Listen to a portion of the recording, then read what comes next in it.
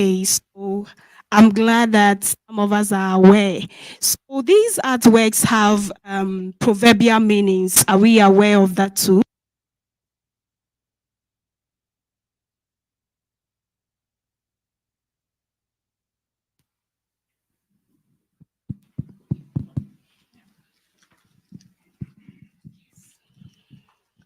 Okay, thank you very much. So personally, I believe it is worth it to document these artworks, both orally and then in written prose, for future use and for future generations, so that it doesn't fade off.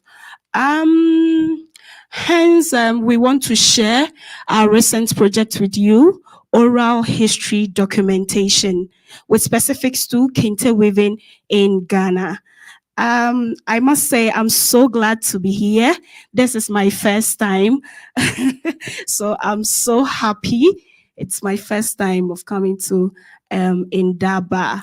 I think I must say that this year's the team for this year in Daba, I'm so glad we have that team because I believe it goes with our topic, United in Diversity. I'm Jemima Entry and my username is Jemima2019. And with me in this presentation is Harriet Bayel. So our presentation is going to consist of the introduction, which I just did, and then why Kente? Of course, a lot of people will ask, of all the artworks that we have, why did we select Kente?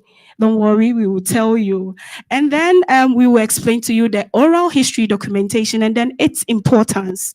Also, we will talk about, or we'll take you through the journey of how we went about this project. Then we talk about the challenges, then the benefits and call to action. So at this point, I want to explain what Kente is. So I intentionally wrap this around my neck. This is a Kente sash. So this is Kente. This is Kente. It's a Ghanaian textile made of hand-woven silk or strips. It is native to the Akan people of Ghana, but then it is woven by two groups. That is the Akans and then the Ewes.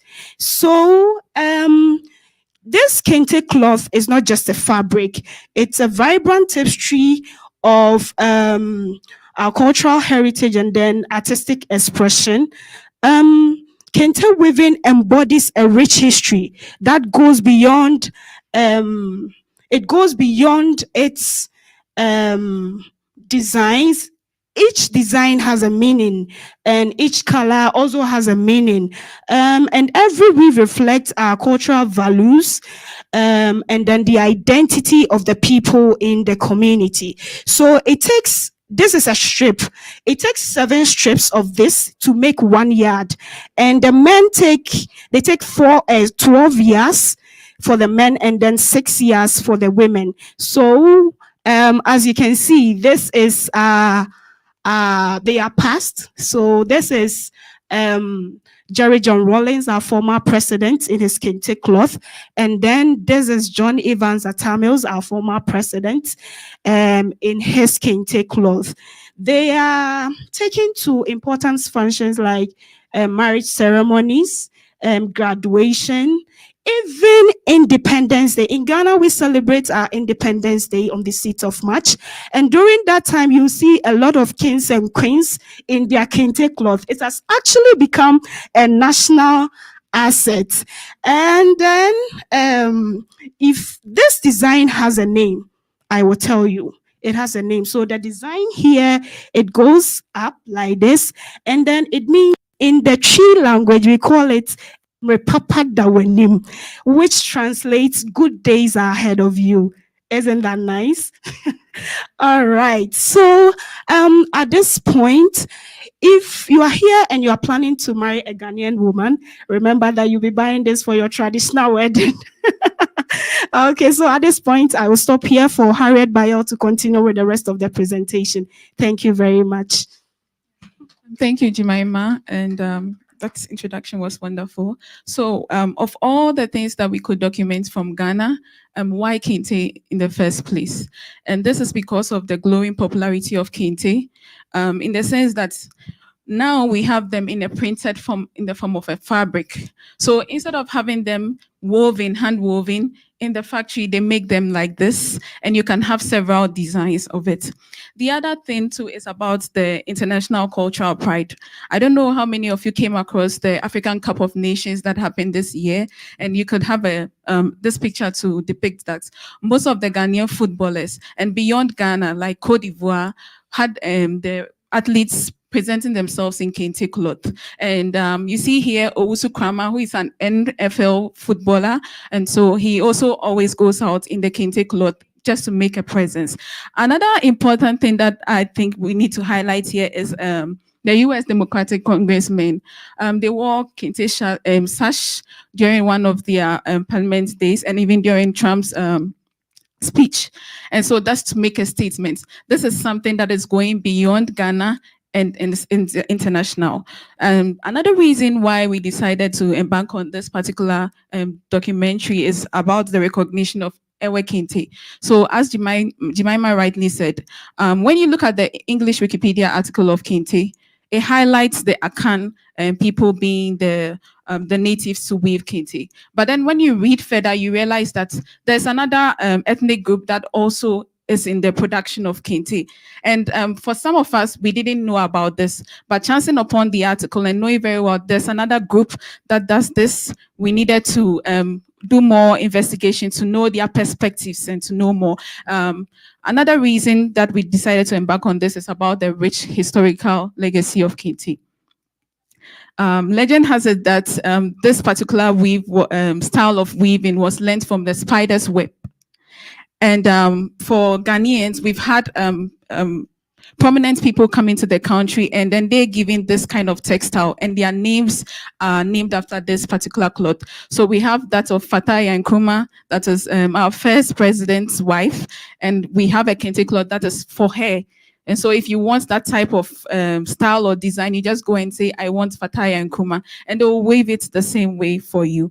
And we have other prominent people. So I know of Bill Clinton coming to Ghana, and then he was also given a kente cloth. So that would be named after him as well. So all this together informed us to embark on this documentary on kente. Then how does oral history documentation come in? I chanced upon this quote, which I felt was very important. It says that all history was at first oral, and this is by Samuel Johnson. Immediately I chanced on this quote, the first thing that came to mind was, let's think about the hunter-gatherer age. And then the first person to see a lion. I wonder how this person communicated to the other groups. Are they going to do this in writing, or they are going to say this out there? So by way of saying, oh, I saw a lion, and then going ahead to actually draw it, that means it has been communicated. And so I understand this statement, all history was at first oral. And so the tradition of kente weaving right from its starts was passed on through oral documentation, saying it by words to others. So this, in a way, gives an idea as to what oral history is. And for some of us who may not know, oral history has to do with the passing of information from one person to the other, from one tribe to the other. So we learned a lot from all those who have spoken about languages and its importance. And this was also passed on from one person to the other. So that is how oral history is. And to talk more about what is involved in oral history, it involves recording. If you want to pass the information on, you need to record it. And it could be in a text form, but more importantly, an audio form, because we understand the pronunciations, we understand the feelings that goes into it. And another important thing that goes into oral history documentation is interviewing. I remember watching the history about Indaba, and I saw the interview going on where they were asked questions, and then they provided feedback about the history of Indaba. So oral history involves interviewing, and it also involves preserving. And this is where the Wiki movement comes in. We are able to preserve this information on Wikipedia, on Wiki Commons, and all the other projects that we can find. So in a nutshell, oral history involves recording, interviewing the people, and on preserving them for generations to come.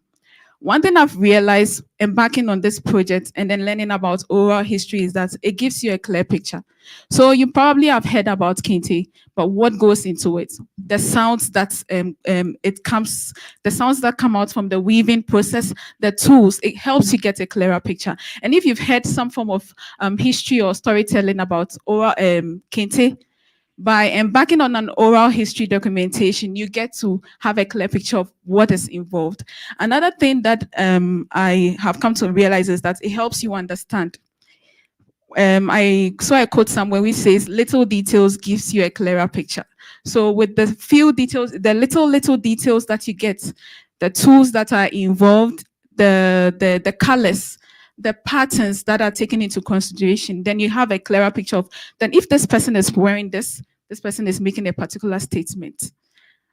And the other thing that I've understood about oral history is that it preserves our culture, especially for generations to come. My worry is if people stop weaving the kente, then for generations to come, they will know this as kente. But if you've been able to document this, then they will know that before this existed, there was kente in the woven form for people to see and have a better understanding of it. So that's it about oral history documentation. How did we embark on this project and how does oral history come in? So we first began by research, looking at the Wikipedia article, looking at the gaps that are there, and also the information that is already available on the internet regarding Kente, and also understanding what oral history is all about. Then we also went on to identify our goals. If we are going to embark on this project, what goals are we hoping to achieve with this project?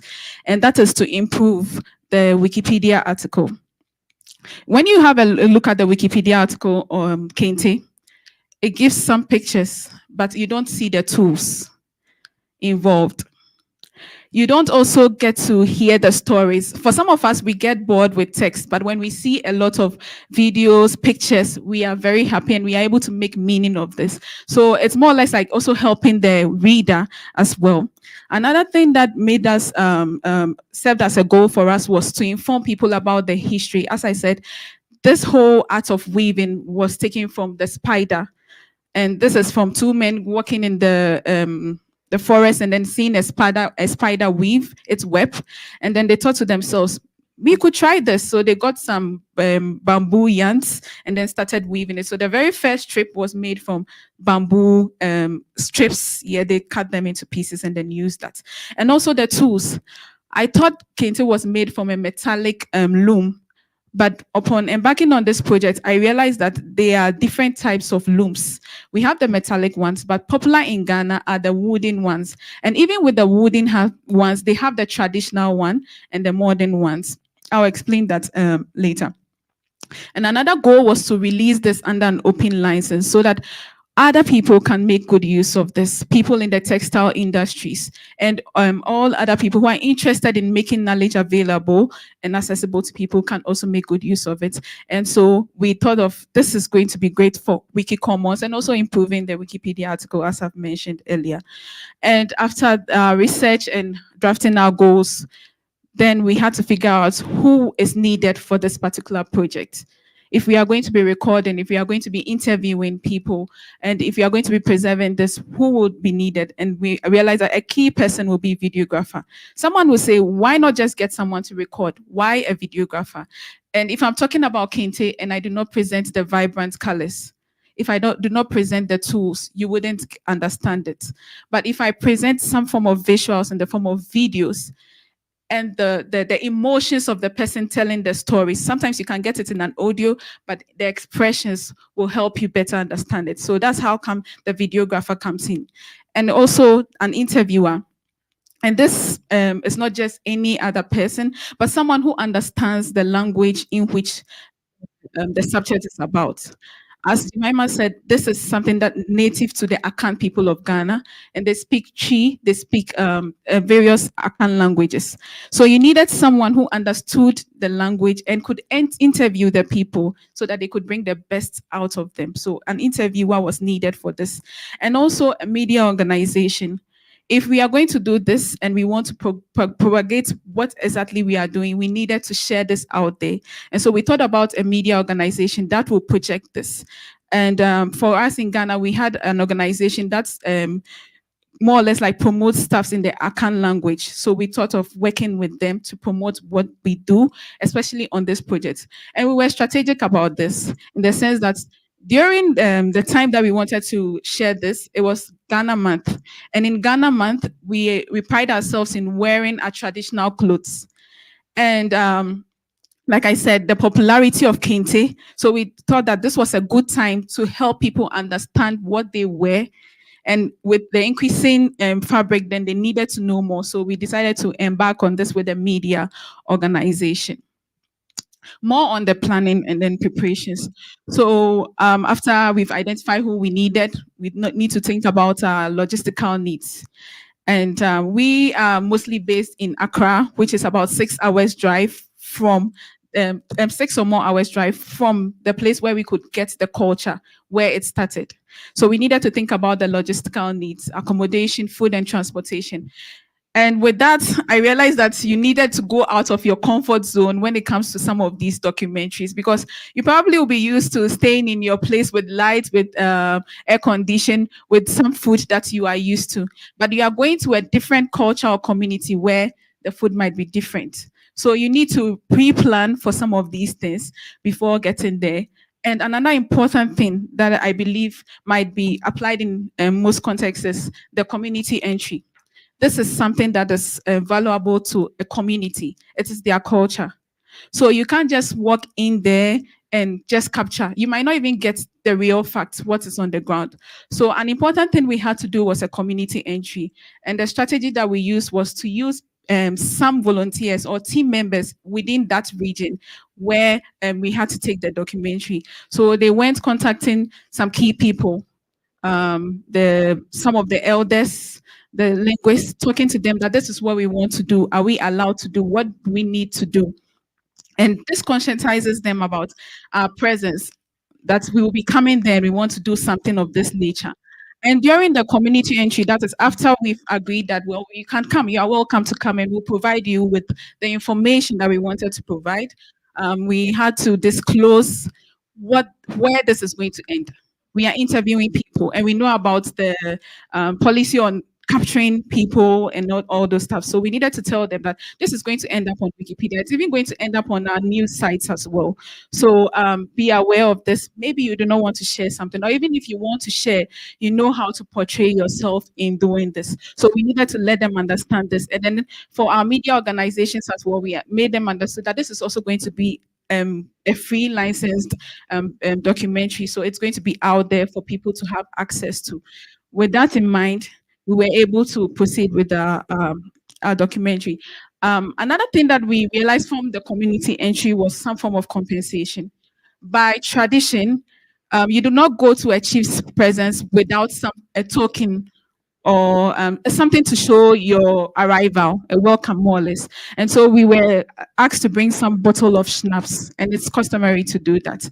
And another thing that we thought about was compensation for the tour guides that helped us in all these things. So the outcome was that we were able to provide 2 videos capturing the perspective of the Akan and then the airways. We were also able to get some form of short videos about the tools and audios about the tools used in kente weaving, and also some images about kente. So like I mentioned, there's a cloth called Fataya and Kuma. And so if you look at the picture, you realize that this is telling a particular story. And we also had that of the airway, as I mentioned. Just because of time, I'm rushing on this. The challenges that we face whilst embarking on this project were logistical, like I mentioned. We did plan accommodation and all those stuff, but then when we got on the ground too, the issues of food and transportation did serve as a challenge for us. And also the cultural sensitivity. Because of the nature of the project, you are going to someone else's place, there's a culture there, and you needed to portray yourself well. So for elders, you don't just walk up and then greet them. You were supposed to bow, shake. There was a way in which you were supposed to manage yourself, but because we really didn't know much about this, it served as a challenge. But nevertheless, we learned from them, because when we made a mistake, they told us this is how you should go. And also about the origin of kente, I know that some people have the idea that it was first learned from Cote d'Ivoire. Others thought that, well, it's from the forest. But this is a sensitive topic. So when we went there, it's like when you're interviewing the person, you need to communicate in such a way that you're not trying to impose it on them that this is the origin. No, it was quite a sensitive area, and it said that's a challenge. And also access and permissions. So we did not have access to all the stuffs that they wanted, especially the kente cloths that were first woven. It's more or less like sacred. Some of them are more than 100 years old, and they are looking good in there, but they did not allow us. And also for the very first type of kente cloth that we're woven, we didn't have access. So these were some of the challenges, and also technical difficulties. These are bound to happen. Batteries going off, you thinking you've pressed record and it hasn't recorded. So these are some of the challenges. And now communication. If you see, we have videographers, we have to speak to elders, chiefs, and all those things. And communication is key. But there are some times where you communicated something, but it wasn't really got in the way you thought this would be had. So these set as challenges. But in spite of all this, we had some great benefits. The benefits being an increased visibility and awareness of Kente, but then with the movements. So you see us here with the Ghana Month celebration. When we went to TV, we talked about the Wiki movement, how we are making knowledge accessible to everyone. But I took the time to check the Kente article, and I realized that that period where we went to the media house to talk about Kente, it recorded the highest number of views of Kente. That, like, those 2 days recorded the highest number of views, and I've linked it there. And like I said, the visibility of the Wiki movement and Global Open Initiative. The other aspects that we felt we benefited, and anyone who have access to the video and also the Wiki article, is the educational impact, the tools, the names, and so many other things, and also cultural preservation. That is what the oral history documentation does. It helps us to conserve our culture. And then skill development, um, communication with so many other people, logistical, determining our logistical issues and all those stuff. For us, even going on telly, we always present, but going on telly is a different thing altogether. You need to conscientize of how to present yourself was all an opportunity for us to develop. And with the oral history, this is a new area for us. So we had some form of skill development. The other one being network and partnerships, the media organization, speaking about what we do. And with the partnership we had with the media, we are looking forward to going on from there. So after all this, we realized that this will be an important project for everyone, especially minority languages who want to document their culture. And so we would like to encourage people to embark on such projects that talks about their culture, especially those that are likely to fade away and people wouldn't have access to it. So I would encourage you to start recording, sharing, and protecting our collective heritage now. Thank you very much. Any questions? Yes, time. So we'll be outside just for the sake of others here. Thank you very much.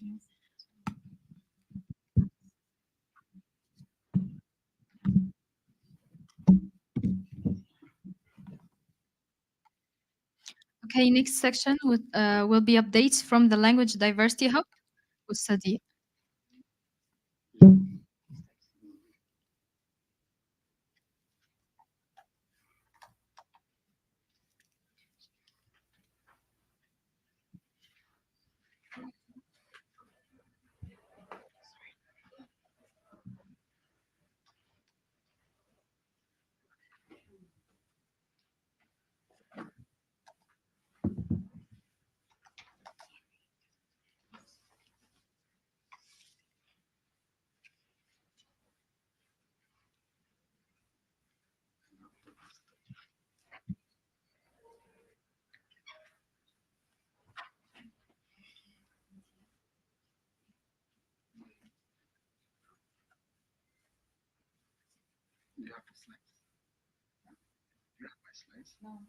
My laptop is loading. It's taking a while. You have the live streaming content.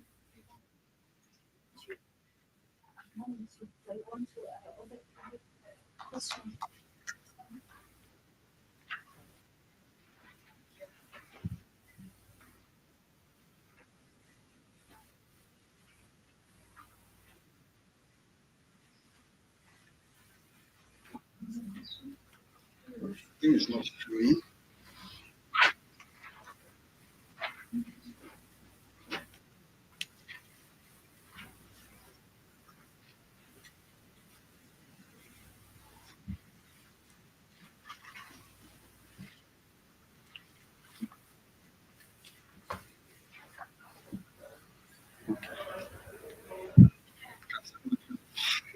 I need to show my slides. So the slide is here, but I can't. Yeah.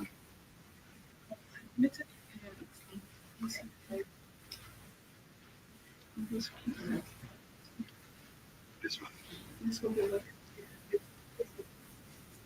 Oh. You just close that. So I'm trying to see it.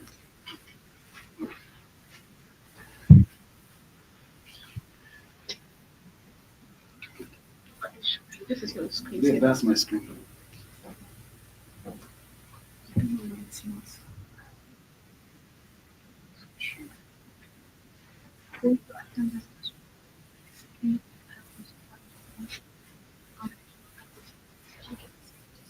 Display. Windows P. Screen.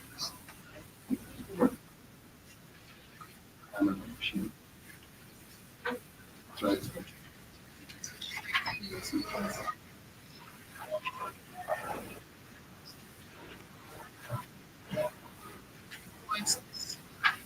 This is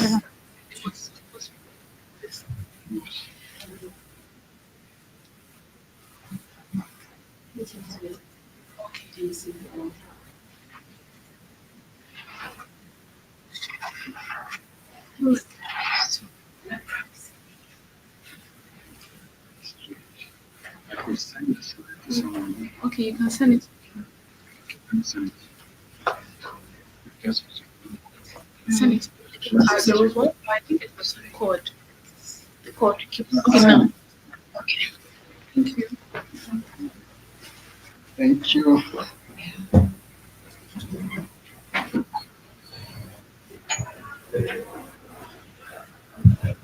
Okay, thank you so much for being part of this session.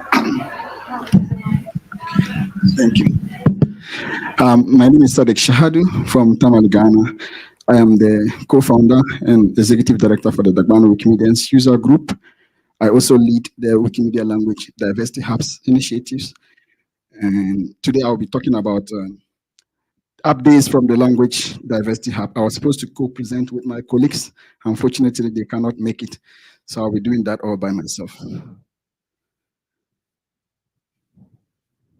Okay, so many people are already aware that there's different kind of like hubs that are working to support the movement's initiative through the movement strategy conversations.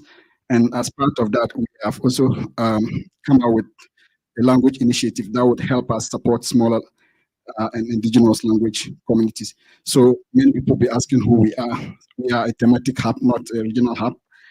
And we support indigenous, minority, marginalized, and under-resourced languages.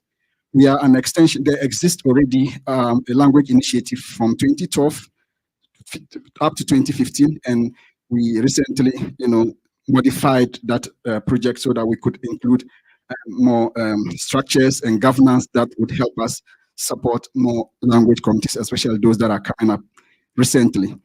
And as I mentioned, it's also as a result of the 2030 movement strategy recommendations. And these are our core objectives as a hub. For a very long time, we've been working to build a governance structure and building a strategy document that would help us support the project because we have representatives from the Wikimedia Foundation's volunteering committees, and also some of them are staff members, and also from the language engineering committees. So we want to be an onboarding spot for smaller languages. We intend to do this by connecting with experts within the community and also providing technical and capacity building, and also human support for individuals who need to uplift their languages. We want to bring more languages into the Wikimedia ecosystem, and then we want to create the awareness about the challenges that are experienced by smaller language communities.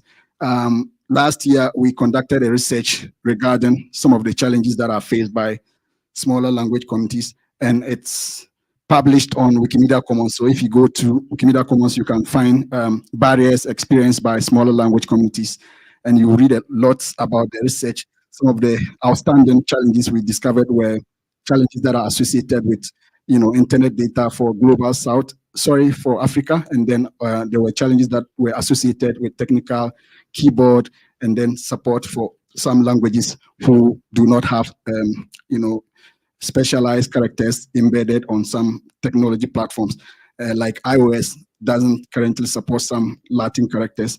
And these were some of the challenges we uncovered, and the most important also has to do with financial challenges. And we want to be providing this support through a collaborative effort from the engineering team. So these are our stakeholders. We have a team of volunteers. They are staff members and also provide their volunteering capacity to support the initiative. We have the language engineering team who are members of the hub. We also have culture and heritage team who form part of the steering committee. I'll talk a bit more about who we are as a steering committee beyond the current project that we are doing. And we have the volunteer committees, which is the Wikimedia Language Committee, who are responsible for approving new languages. And then with affiliates that are focused on language initiative, we identified these are not the only affiliates that are working currently to support languages, but these are the current language affiliates that are currently focused on language inclusion.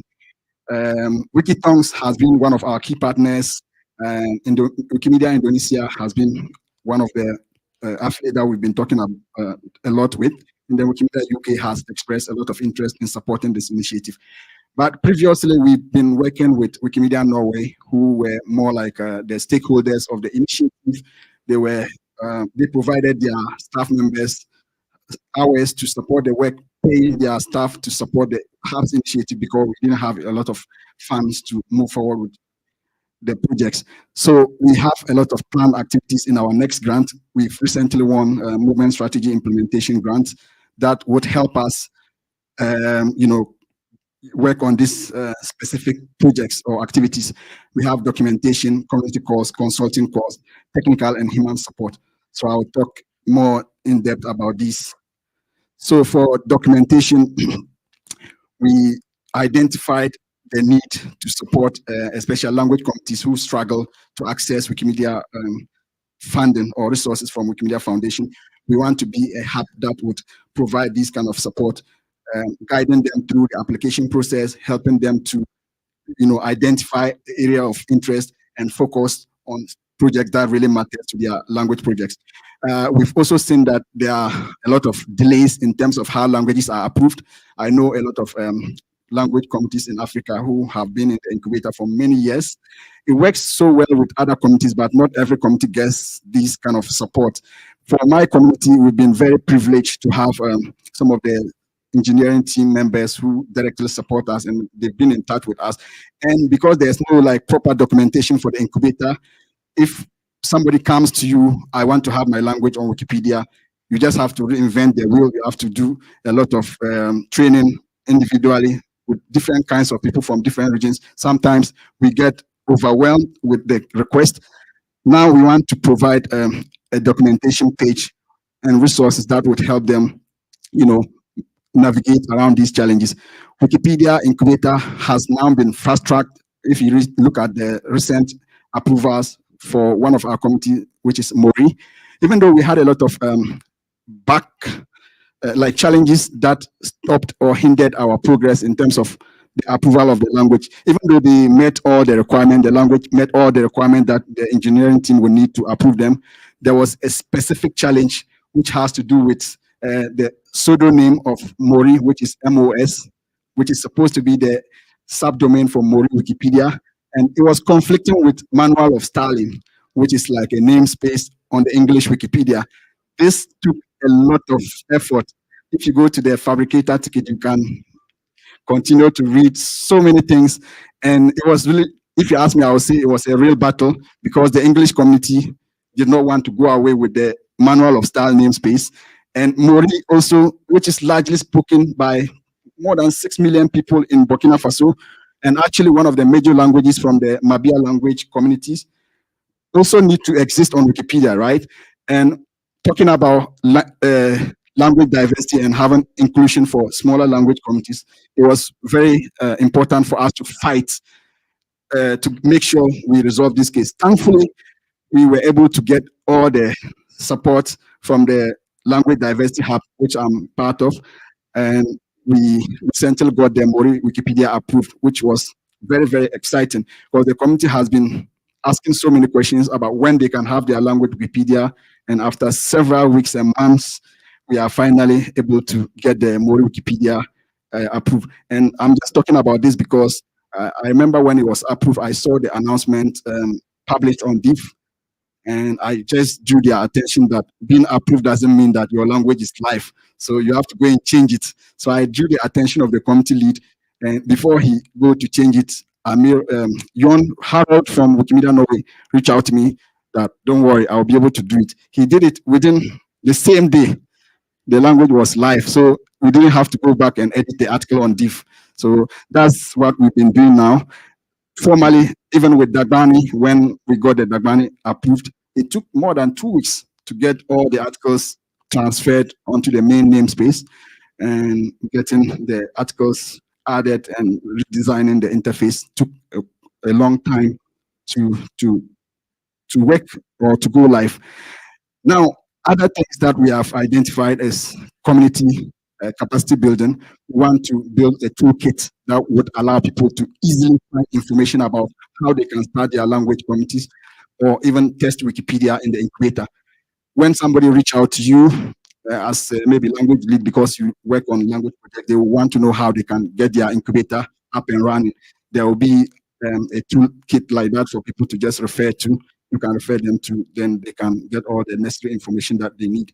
We want to also provide technical support in terms of like the incubator, the interface, tools that support, for example, Wikidata powered info boxes that we are currently doing.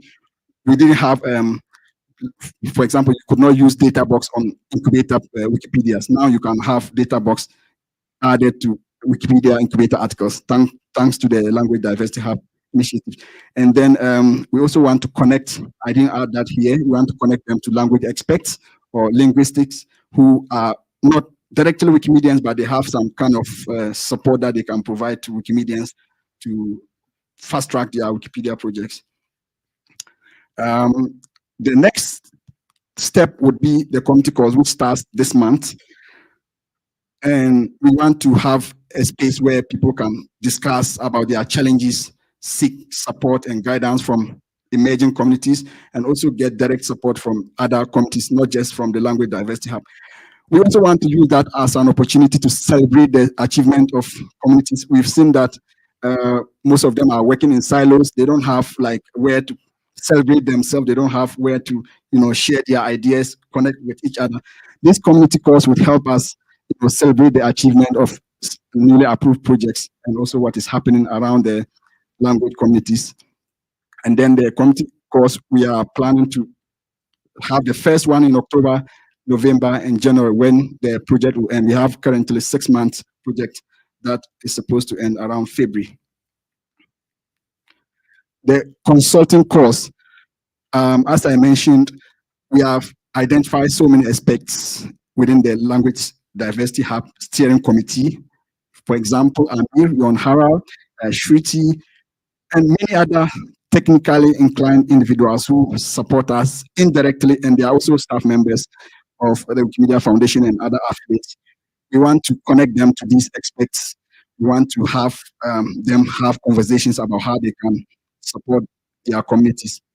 So if you are a community, if you need like an expert to talk to you in your community, or you have something to share within the community, just reach out to me and we'll connect you to a community. Or if you are also like a community that needs support, we can help you reach out to some of our experts within the Language Diversity Hub. Other areas that we want to tackle as part of this movement strategy grant is to provide technical and human support.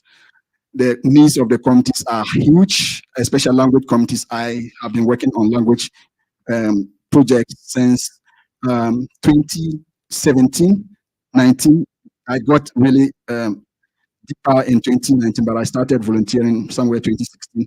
But all my work right now revolves around language communities. So I see all this, the necessary information that they lack, and they need to support these communities to thrive. In terms of how they get funding, is a big barrier.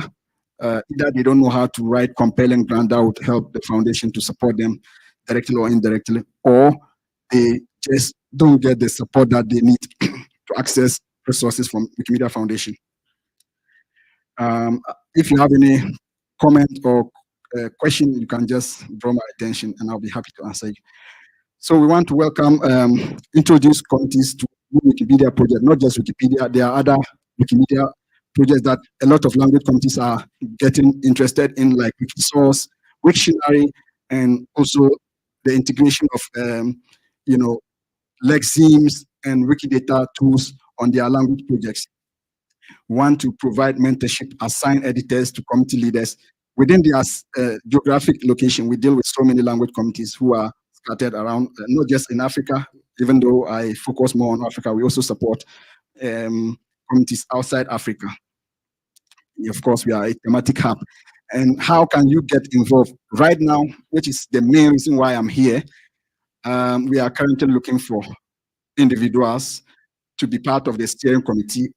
After many years, we want to bring new energy. We want to bring observers. We have different levels of support that you can provide for us, being a steering committee member or an observer to the hub. We currently have Wikitongues as an observer, also serving as a fiscal sponsor. Another support that we need is affiliates. So if you are connected to an affiliate, either within Africa or outside Africa, we will be very happy to talk to you and see how best you can support the initiative. We cannot do this alone. And as a thematic hub, we want to make sure we have a proper representation of all communities and affiliates. So how you can get involved, you go to our meta page and sign up. We'll reach out to you directly. We also have an email that you can just send a message to us and we'll be happy to support you. You can also join our community calls to help us develop the hub. So this is my email. In Dagbani, I will say Mpaya Pam, which means thank you very much.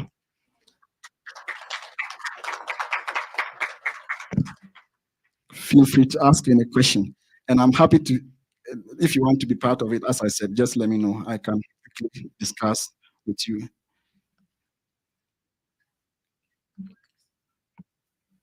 It works, yeah.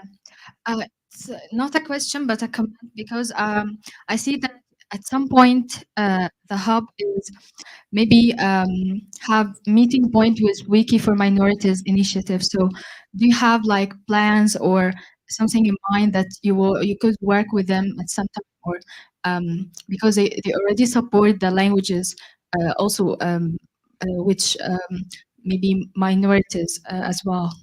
Yes, that is correct. And I'm actually a member of the Wiki for Minorities. Excuse me. And we are open to, further discussions about how we can connect our work together. Yeah. Anyone have questions?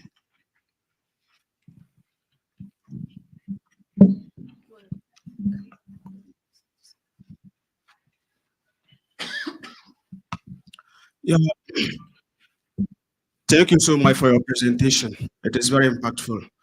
I realize that with the minority languages that we have, especially in Africa, sorry, most of them, they lack internet resources.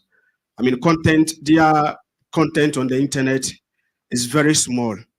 And most of them face challenges of getting references or citations to back the articles when they are trying to create the articles. I don't know, is there, a strategy that is put or that you intend to put to help such communities in this regard?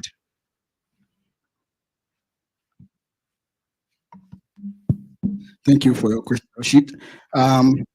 So I cannot tell you directly what we can do to support them or to immediately provide solution for them.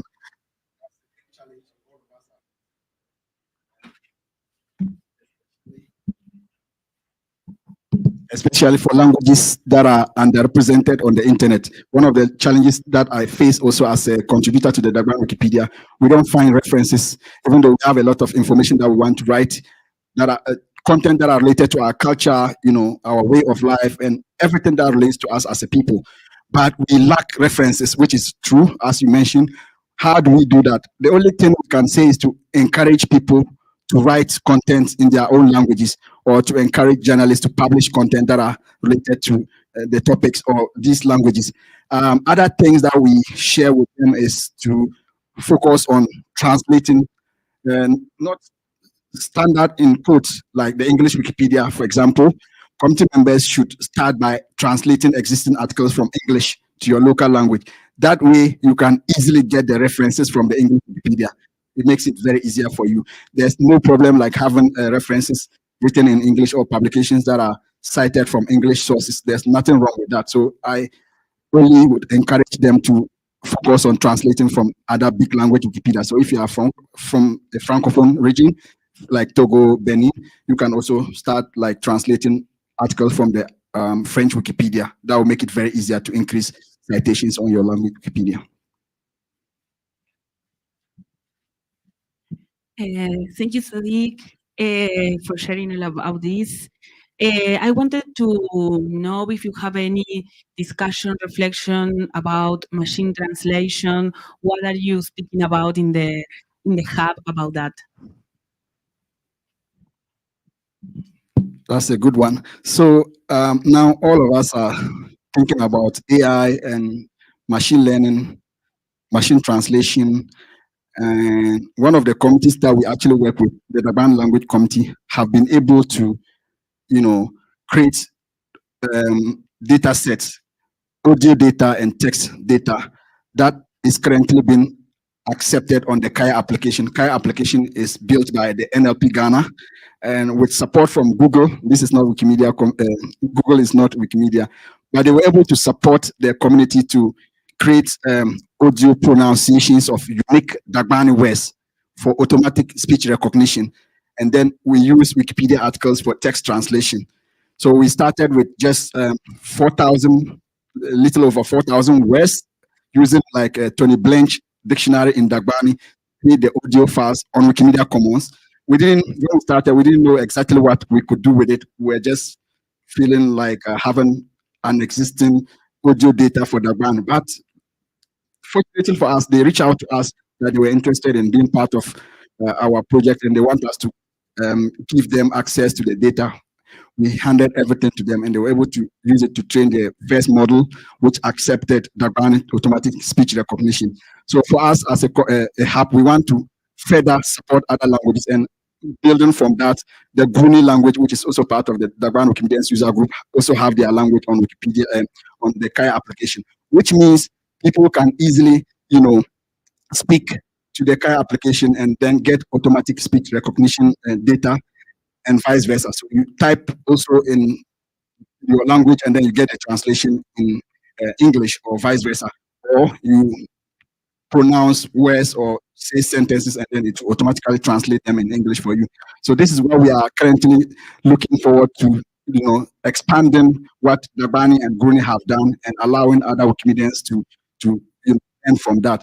How did they get the content for the text data? They just took content from the Dagbani Wikipedia, like picking random Wikipedia articles, cutting them into different short phrases. Everything that they got from the data set were Wikipedia articles. So that's how we try to support large language models in terms of Wikimedia content and how we integrate that to NLP.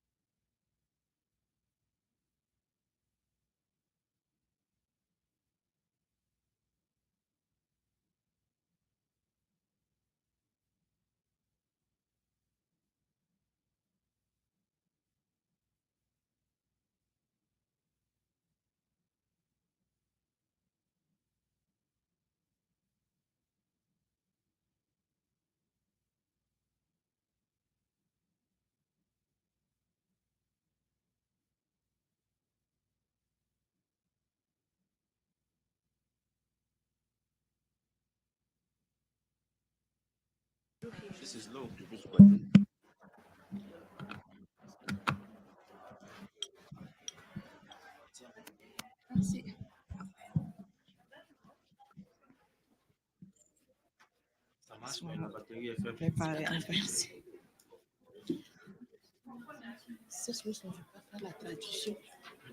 Il y a la traduction ici.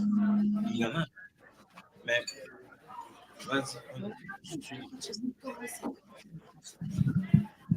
Bonjour tout le monde. Merci d'être venu à cette session Flash Lecture Sisamalak, qui en Wolof veut dire dans ma langue. Donc, je vois beaucoup de collègues bibliothécaires présents, beaucoup de Wikimedia. Mais l'idée, c'est que chaque participant ici présent recherche un article wiki à lire dans sa langue maternelle, dans sa langue locale, dans la langue que la personne peut lire pour magnifier les intonations de nos langues locales et montrer que à travers les projets wiki, on arrive à promouvoir le livre et la lecture. Comment l'activité, elle va se passer? Donc, en attendant que nous fassions la présentation, que nous nous présentons et que nous présentons l'activité, on va vous demander de chercher dans votre langue, sur vos téléphones ou ordinateurs. Téléphone parce que on va se lever dans quelques minutes, faire le tour parce que la lecture se fera à voix haute. L'essentiel n'est pas forcément d'écouter ce que l'autre dit, mais de pouvoir lire. Et c'est ça. Donc, que chacun puisse chercher un article dans sa langue et on va se lever peut-être dans 3 à 4 minutes pour pouvoir commencer la lecture.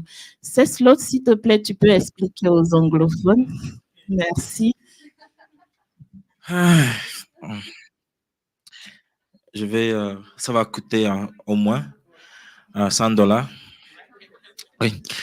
So for the English-speaking people here, there is an exercise they want to try out, and that's to have you possibly read out extracts from Wikipedia that maybe is in your own language. You know, it could be your mother tongue, it could be a generic, you know, like Swahili, you know, that you can express yourself in, and they will of course handpick for people to give the text from the Wikipedia of their choice. It doesn't have to necessarily be English Wikipedia or French Wikipedia. Thank you.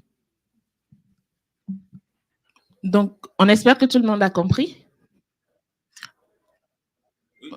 Ok, on espère que tout le monde a compris. Donc, on vous laisse les 2 minutes pour pouvoir chercher les articles et on va se lever et on va commencer par lire. Merci.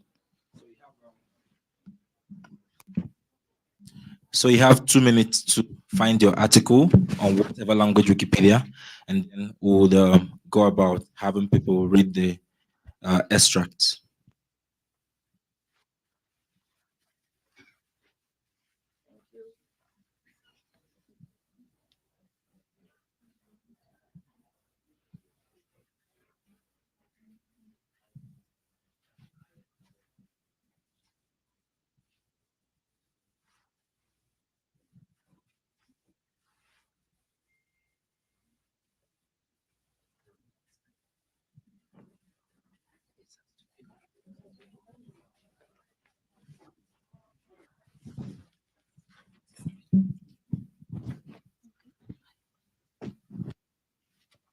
C'est bon? Est-ce que vous êtes prêts?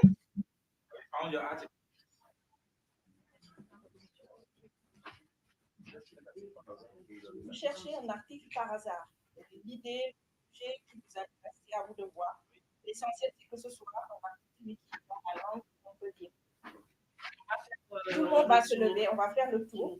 On avait demandé à le faire à l'extérieur, dans le hall. Il nous a dit que donc,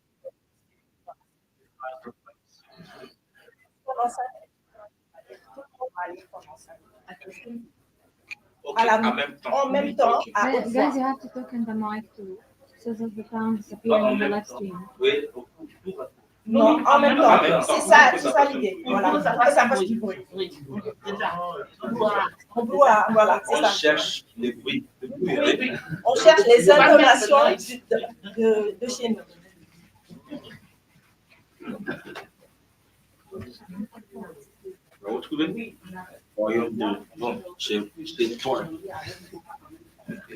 I found it.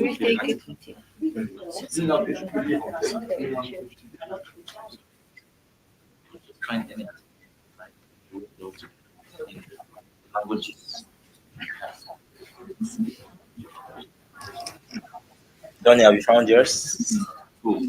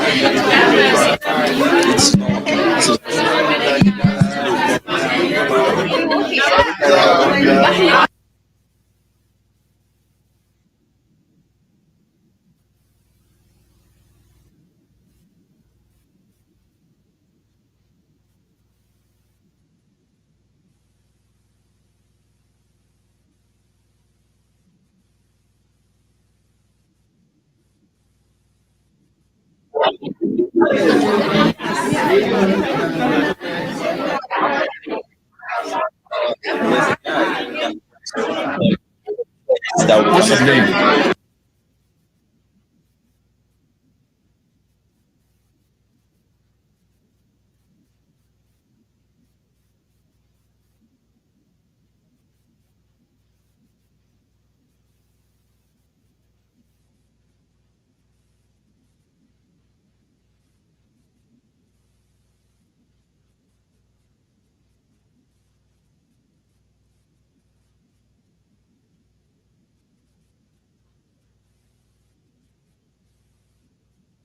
democratic inventory, the venue. Just speak, ask them to, yeah, they need to put me back to see. We're struggling with the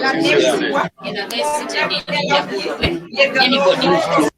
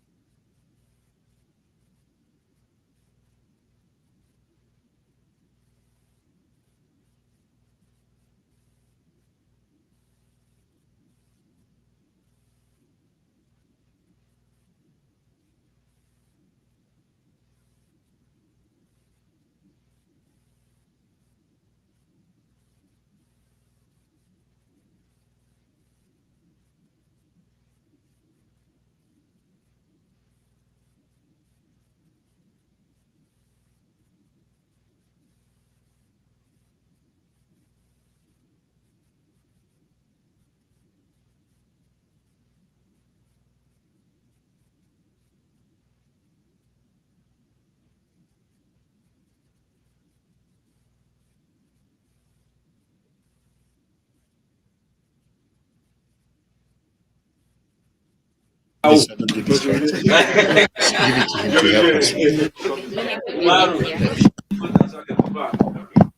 it to him to help us.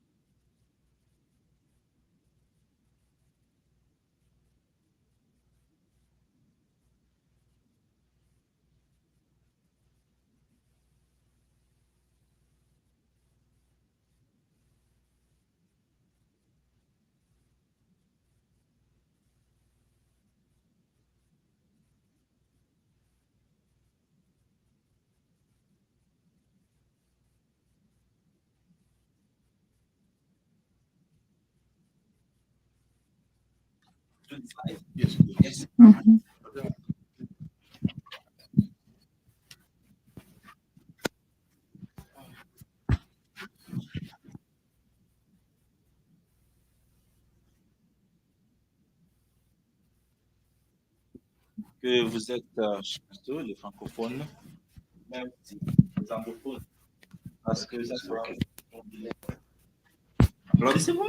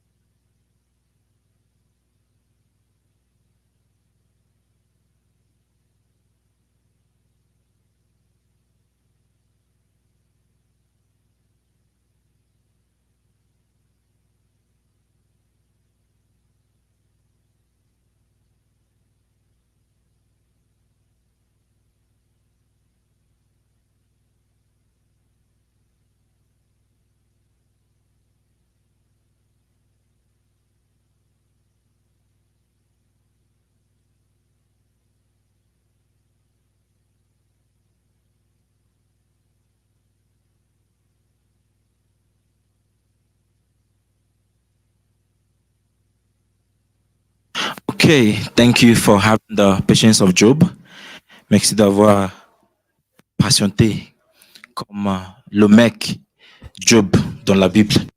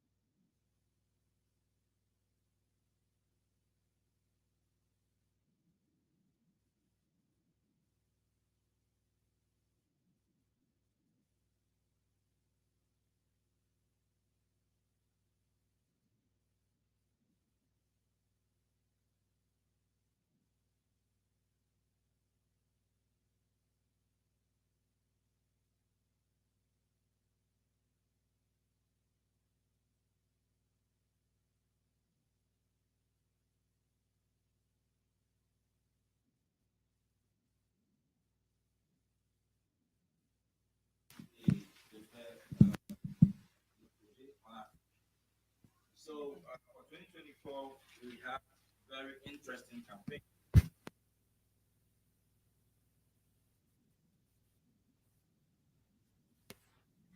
Because of me, or because of one person, or because of the narrative. Even if we were given just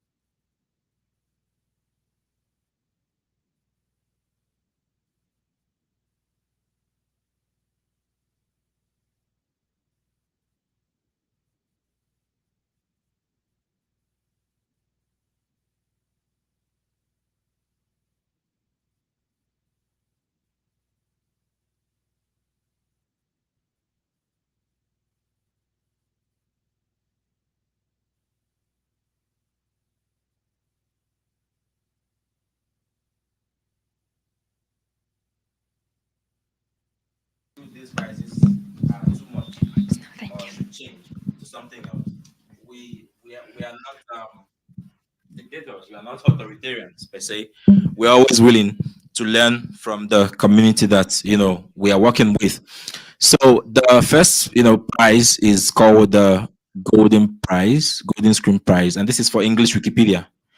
And for that, we thought about these you know prizes and Netflix subscriptions.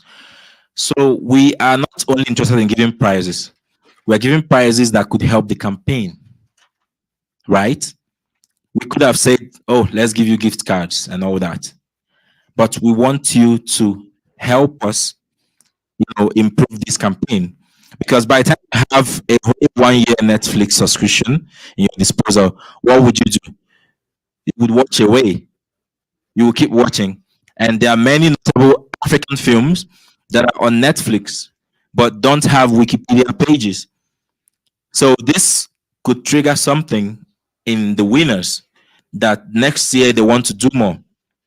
Next year we might say, oh, Netflix didn't serve us so well. Let's do Showmax, because Showmax is heavy when it comes to African film and TV content per se. So these were the prizes we had for Wikipedia, English Wikipedia. The silver screen prize, 6 months. The bronze, 4 months Netflix subscription. Then we're also thoughtful to make sure we included newbies, because there are a lot of coming through one campaign or the other, and this one saw a good number of them. If it might interest you to know, we had about 500 plus editors who participated on this campaign across Africa. And then the Taha Shia Prize, which is a prize we named after a Tunisian film star who is also the founder of the Carthage Film Festival, and we hope to award this to the editor who has contributed the most substantive and well-written article, about women, African film professionals. Yes, gender means a lot to us.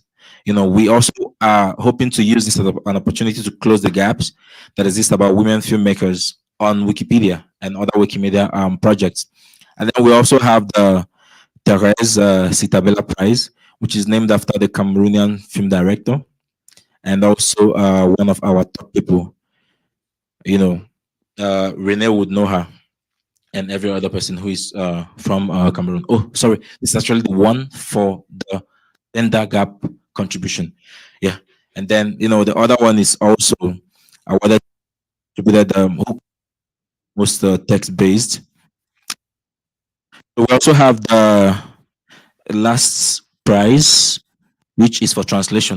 I told you guys that we had hoped to get just from translation, but once see people who took their time to write in this translation, people who time to write in Ewe, in Twi, in Fante, and other African languages, Swahili, and the rest. Oh, science is failing me today. So, for the Wikipedia prizes, because like I said, we're not just about checking, this person wrote 20 articles. No. Our jury did an amazing job, right?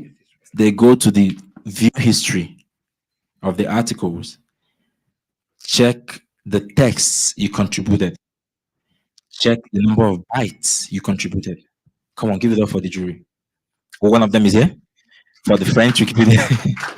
Afek. Yeah, and then the other guy for the French Wikipedia too, Alfred. He was one of our members of the jury. Yeah, and Kanu Chula. Cool. He is the third jury for the French Wikipedia. So for us, like I said, it wasn't just about quantity. We made sure that we read through whatever you were bringing in, checked the number of bytes, because we can't, say you contributed one sentence and someone wrote 2 paragraphs of something that makes sense. So it's best the prize goes to the person who wrote 2 paragraphs. So for the golden screen prize, we have user Emmanuel Anin. Then the silver screen, we have Ndatipo, and these were the number of bytes they contributed. the bronze we have Lebu Aiga. Then the new B, I'm sure this person is a filmmaker because there were many of them who were blown away by the gap existing on Wikipedia. So they put their nose into this. We're in 2024 still. They're already asking us, hey, what time next year are we doing this again?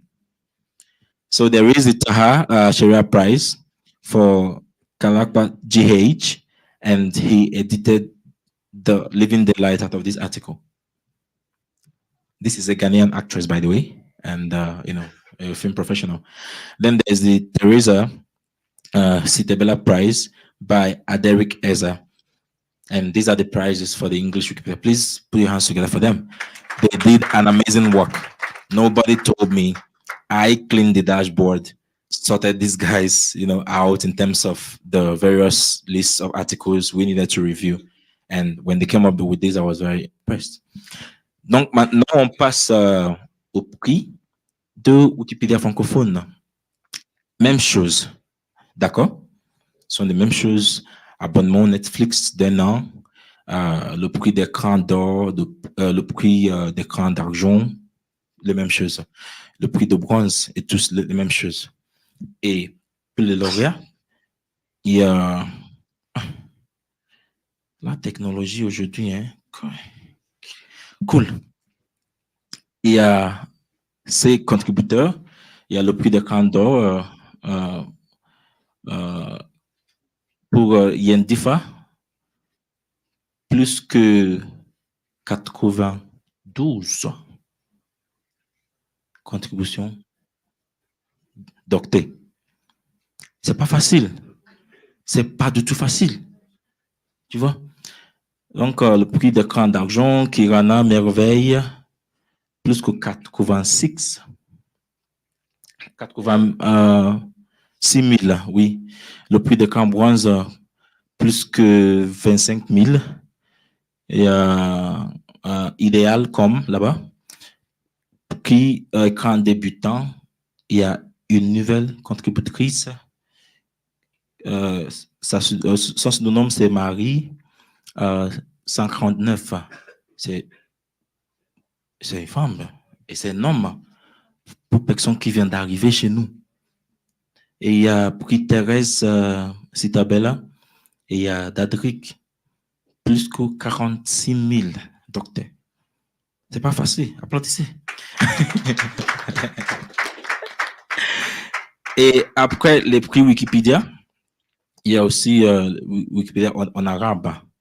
Je peux pas prononcer ce pseudonyme, c'est un peu plus compliqué. Oui. Mustafa Amin, okay. Je m'arrête en français jusqu'ici. Okay.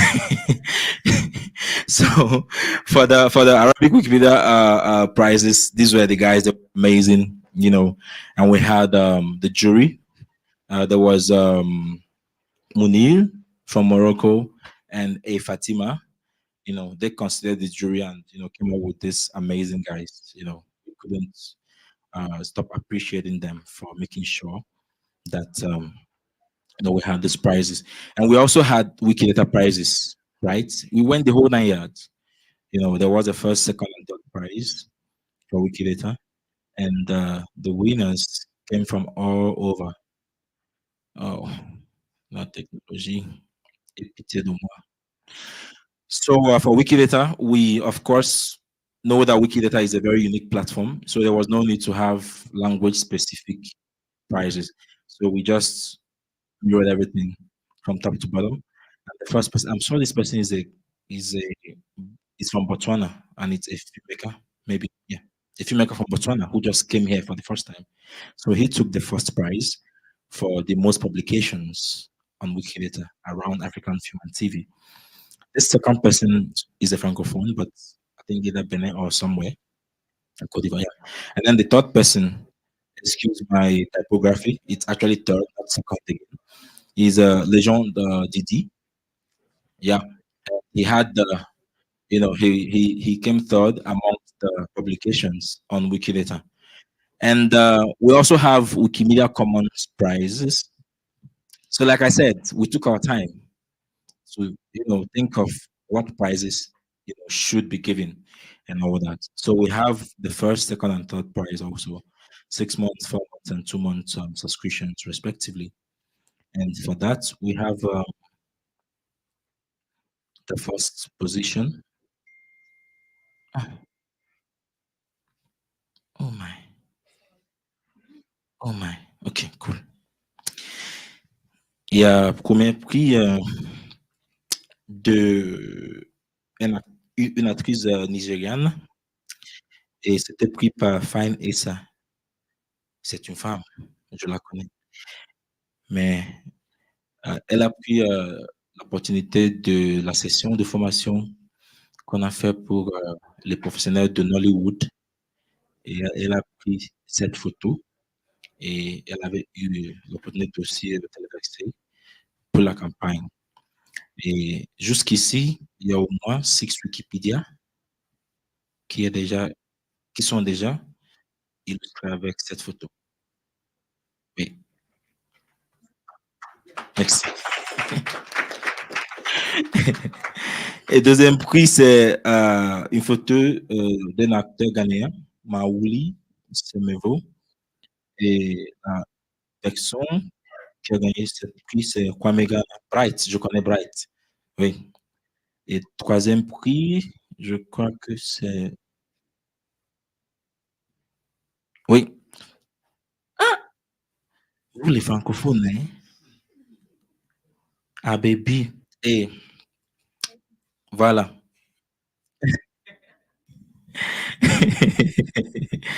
Et malheureusement, cette actrice béninoise est Boubier Yasmine Delia. Elle est très notable. Sa notoriété est en haut, mais il n'y a pas un article Wikipédia sur elle. Tu vois? Donc, des fois, ces photos peuvent informer, donc qu'il y ait des articles sur Wikipédia. Mais on va arriver à ça à plus. Donc, c'est ça, la liste des gagnants. On revient à nos moutons jusqu'ici. Il y a, il y a des intervenants et intervenantes pendant cette session. Et il y a Jael Boateng, qui est la directrice de Open Foundation West Africa. Jael, il faut saluer tout le monde. Yeah. Et il y a Marc C. Borrell. Marc est un gars très, très, très intéressant parce que quand on a commencé la campagne, on est en train de fuyer partout pour avoir des partenariats. Et on s'est rencontrés.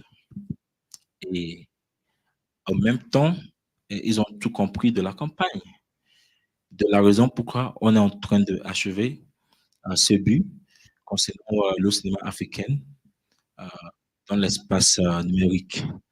Donc, Mark, he's also the regional, or he is the regional public engagement specialist for West Africa for the US Department of State. So he was the one who made sure that, the US came on board on this project, the Department of State. And then there is Peggy, who is the coordinator for Global Wiki Education Initiative, Tanzania. And there's Candy Kohiwe. Hi, Candy. Yes, who is the coordinator for Wikimedia Botswana. And there is Fatima and Ese. I have a name for them. They know the name, but I won't say it here. And there is Abubakar Kita, who is able to join us online thanks to our streaming crew who provided us the necessary links to StreamYard because we were scared. So we had, in case he wasn't able to join, the person of Mamadou, who facilitated training for filmmakers at the US Embassy in Conakry this year. Please welcome these guys as they share what was done on this project. So the first question will go to Mark Borrow. Mark, can you confirm you're there with us? Hi guys, how you doing? Oh, bonjour. Vous m'entendez? I need to get out of my what's it called? Moi, je vous entends, mais je crois eux, ils ne vous entendent pas encore. Bonjour. Technology is not my friend. I agree. Parfait, merci.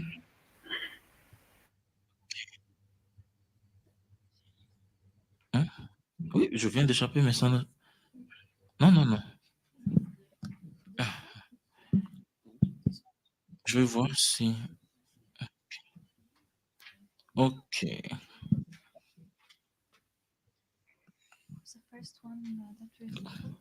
Oh, tu vois. Mhm.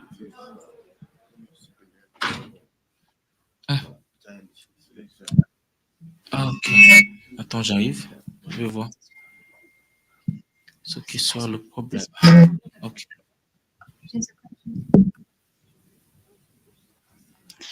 It's funny that I've used this system for 2 years.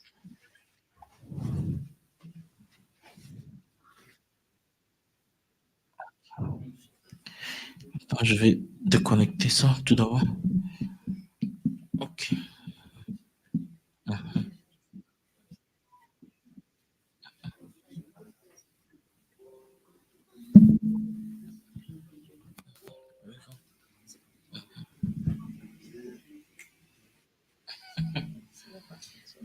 Oui, ça arrive et ça part.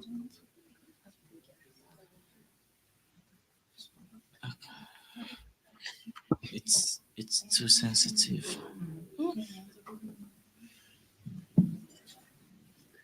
Oh my.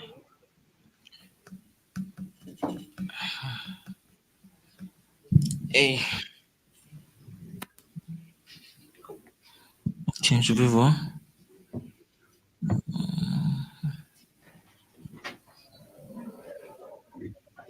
Ok.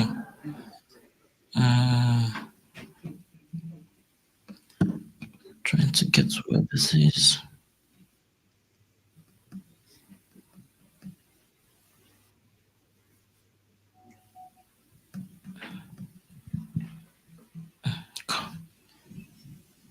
Okay. Yeah, it's back. Okay.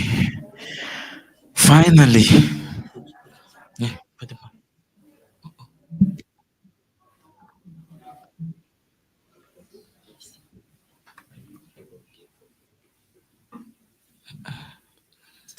Something de...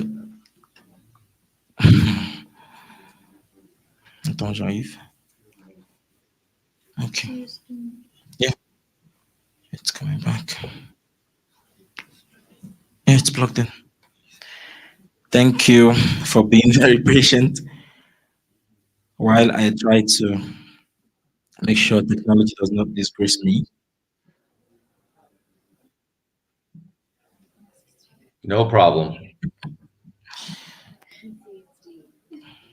Okay. Thank you very much. Yes, Mike, can you hear us?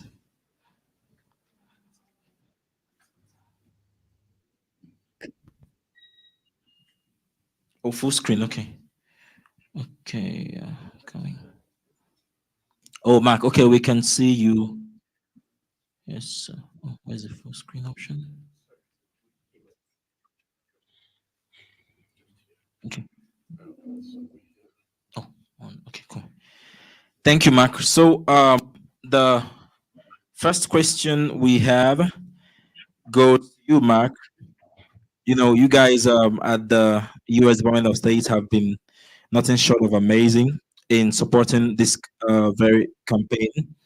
So normally, you know, people think that the various U.S. embassies are just there to issue visas and you know, do other things that are not concerned to a campaign like this. So, Mark, could you please help us to better understand the U.S. government's mandate about its cultural diplomacy efforts in Africa? You know, what is exactly your role in all this? Yeah, absolutely. Thank you. First, thanks for having me. Can you guys hear me? Mark, can you check if you are not muted? Yeah, I'm good. I'm unmuted. You should be able to hear me. I think we can hear each other. Okay, try speaking now. Yes. Hello. How are you? I'm here. 1, 2, 3, 4. Good. I see a thumbs up. Yeah, Mark, can you hear us? Yes, I can hear you. But I we can hear can't hear you you. for some very weird reason. Okay. Can the other speaker hear me? You can hear me, right? The other panelists? L'autre personne dans le panel? Tu m'entends? Abubakar, can you reconfirm your microphone just to be sure Moi, we can hear you je at vous least? entends bien. Je vais envoyer un message pour qu'il Ouais. comprenne. The Oui, device? Oh, don't worry. oui, je peux attendre toi aussi, mais... Okay, Mark, can you try speaking now? Yes, hello, how are you? Okay, there is sound now. Oh, Okay. yes. Okay, great, thank you. So yes, as I was asking, just help us understand the U.S. Government cultural diplomacy when it comes to Africa, and of course your role as a person in all this. Absolutely, yeah. So first, thank you so much for having me. I think workshops like these are excellent. We're here to support them. I'm going to talk a little bit in English, et puis je vais parler en français, si ça marche. Mark, can you hear me? I can hear you. Yes, can you hear me? Frozen. Yeah. I'm here. Okay, donc. Vous l'entendez pas, c'est ça? Je vais voir un message encore. Non, c'est l'internet. C'est bon? Vous l'entendez maintenant? Yeah, I can hear you, but you don't need it. Yeah, let me know, because it seems like it's working on my end. Sorry, Mark, can you confirm you hear us? Yes, I can hear you. It's working on my end. Let me know. Okay. Okay. 1 minute. Let's sort out the audio once and for all. Okay. You can go ahead and speak, Mark. Okay. So, what I was saying is that he's speaking, but the room is not able to hear, but those online can hear. Okay. All right. For the people online, then, thank you so much for having me. So I'll speak a little bit in English, and then puis je vais parler en français si ça marche. We can see if those in the room at least can take some questions before we get back to Mark, owing to the fact that at least the audio in here can work. Okay. So Mark, can you try speaking? Yes. He's speaking, I can. but it's not coming out. Yeah. So yeah. This was working, by the way, before the internet was lost. So while we're waiting to reconnect Mark's audio, Jael, please, we would love to understand how you were able, as a community, a Wikimedia community, how were you able to convince the National Film Authority of Ghana to come on board on this project? Okay, so back in 2019, we tried working with the National Film Authority on something like this, documenting film on the web. The challenge was that we're going to engage in editathons and all of that, but there was no money. They didn't have the funds, and as it stands now, they are still not very well resourced. So going back to them, they were a bit skeptical because they felt the initial partnership was just left hanging.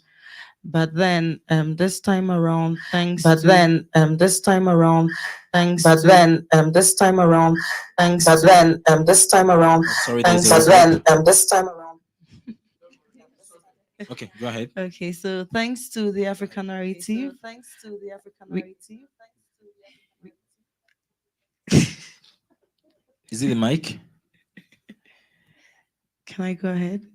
Okay, go ahead. Okay. Yeah, there was there was some kind of resourcing to host this. So that's how come we're able to work with them. I think that they've always welcomed this idea. It was just a matter of resourcing. Yeah. So this time, since that was sorted, we were able to get them to come on board. Yeah. Thank you. We are very glad to hear that, we helped you bridge that gap and help the marriage between you and National Film Authority to succeed. So, Mark, you may go ahead now. What is, the cultural diplomacy of the US? What's the plan in Africa? And of course, your role as a person in all this. Yeah. So let me know if you can let me know if you can hear me. Yes, we can hear you. Okay, great. So thanks for having me. I appreciate it. Very happy to be here and to support this. I'm going to talk a little bit in English, and then I know since we have some French folks in the room, je vais parler en français si ça marche. Après, je parle en anglais. For us, the U.S. government, it's really important to understand really what's going on in Africa in terms of the importance of media literacy, the importance of understanding how to fight disinformation, understanding really the election process as well. This year is going to have the most elections we've ever seen in the world. So we understand that we need to have factual information. We understand that we need to try to fight disinformation, misinformation, and malinformation as much as possible. So what the U.S. government has been doing in Africa is we've been trying to really create workshops, really empower journalists, really provide training to different aspects of the community so they can really understand how to properly receive information and how to understand really what's fake news and what isn't. So let me tell you about a few of these initiatives that we've been doing. So one of them, of course, is working with Wikimedia and Wikipedia. We've conducted workshops in Africa in cities such as Nairobi, Lagos, Jamina, Conakry. I was just in Conakry for another workshop with journalists and really trying to use Wikipedia to help people understand what's real information and what's false information, to help really African voices be heard. And it's an unbelievable platform, and I love that we're doing this workshop. Another workshop that we just completed, actually we're almost done with, is we're working with ICFJ, which is the International Committee for Journalists. And the U.S. government has partnered with ICFJ to do regional workshops in American spaces. I'll talk to you a little bit about some resources in American spaces and what American spaces are in a minute. And we did a workshop with Chad, Niger, Mali, Senegal, and Guinea to train. We trained, I think, almost 200 journalists to really help them in their investigative journalism techniques, and to help them in data journalism to help really fight disinformation within the region. And as we know, those regions have had coups, they've had different political instability, and we really want to help journalists and the media be heard. We want African voices to be heard, right? We think that's important. And we're putting a lot of money and resources towards it. Finally, I want to talk to you about what I do with managing American spaces. I manage about 10 countries in West Africa. And within those 10 countries, we have 24 American spaces. And American spaces are our cultural centers. They're free for the public. We have internet, we have books, we have resources, we have really cool media literacy programs for free. And we want to use them as hubs throughout Africa for journalists to come in and do research, for journalists to come in and network, to study, to connect with other journalists, to get training. We're doing a really cool audio-visual workshop right now on how to edit video, shoot video, edit sound, and put together some really cool products. We're doing that here in Dakar, where I'm based. But those types of programs we're really trying to build a network of people in Africa to help hear African voices, right? To help Africans have a voice and help promote journalists working and help them understand how to reach audiences. So I'm open to any questions, and that's sort of the baseline of kind of what we're doing here. I could say it a little bit in French, if that works.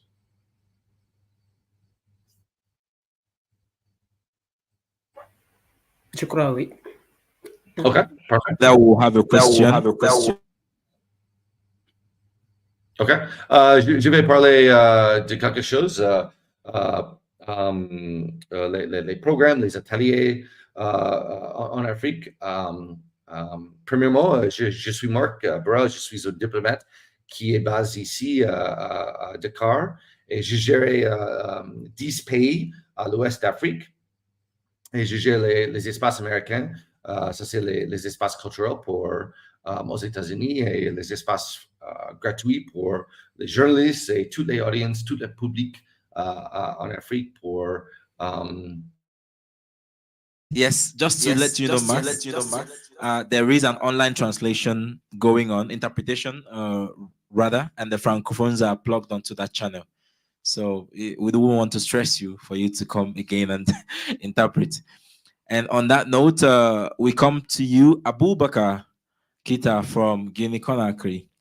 Abu, tu étais parmi les communautés Wikimedia qui ont eu leur formation ou bien leur session à l'ambassade des Amériques ou bien des États-Unis.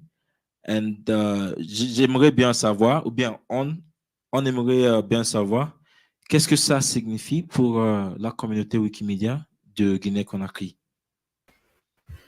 Alors, merci, vous m'entendez? Oui, on t'entend. Alors, bonjour à toutes, bonjour à tous. Comme tu l'as dit, moi, c'est Keita Boubacar de Wikimedia Guinée. Organiser cette activité à l'ambassade des États-Unis est une opportunité pour nous. C'était la deuxième fois qu'on organise des activités à l'ambassade des États-Unis. On avait déjà organisé une formation pour des journalistes qui viennent là-bas chaque jeudi pour une formation, une trentaine de journalistes. Et cette fois-ci, c'était avec les professionnels du cinéma. Donc, ça va droit dans notre objectif de partenariat institutionnel, parce que vous n'êtes pas sans savoir, en Afrique, le pouvoir est centralisé. Donc, si vous voulez vite impacter votre environnement, il faut avoir l'approbation de la plus haute autorité, comme on aime le dire. Donc, organiser cette activité à l'ambassade des États-Unis, faciliter la mobilisation des personnes que nous, en tant que groupe d'utilisateurs, on ne pouvait pas forcément réunir ensemble, mais une invitation venant d'une institution comme l'ambassade des États-Unis ou d'autres institutions nous donne l'occasion de les impliquer en 2 heures, en 3 heures d'activité. Ils vont comprendre la nécessité de continuer à travailler avec nous. Voilà la plus grande opportunité que l'ambassade nous a offerte en réunissant ces professionnels du cinéma. Et après cette formation, nous avons eu amplement de personnes qui ont sollicité de venir faire ces activités chez eux, c'est-à-dire dans des universités qui forment des cinéastes. Et aujourd'hui, l'ONACIC, l'Office national du cinéma et de la photographie, qui a participé à la formation à l'ambassade des États-Unis, sollicite aussi à ce qu'on vienne faire une formation pour des professionnels comme des photographes et d'autres cinéastes qui seront beaucoup plus intéressés. Donc, cette rencontre à l'ambassade des États-Unis était une ouverture large pour un public que nous, en tant que groupe d'utilisateurs, si on venait vers eux, ils n'auraient pas forcément donné l'aura qu'il faut pour nous écouter au moins. Et dès qu'on a pu, ils nous ont écoutés et je suis sûr, nous sommes en train de travailler maintenant pour renforcer ce partenariat qui a été tissé à partir de l'ambassade des États-Unis.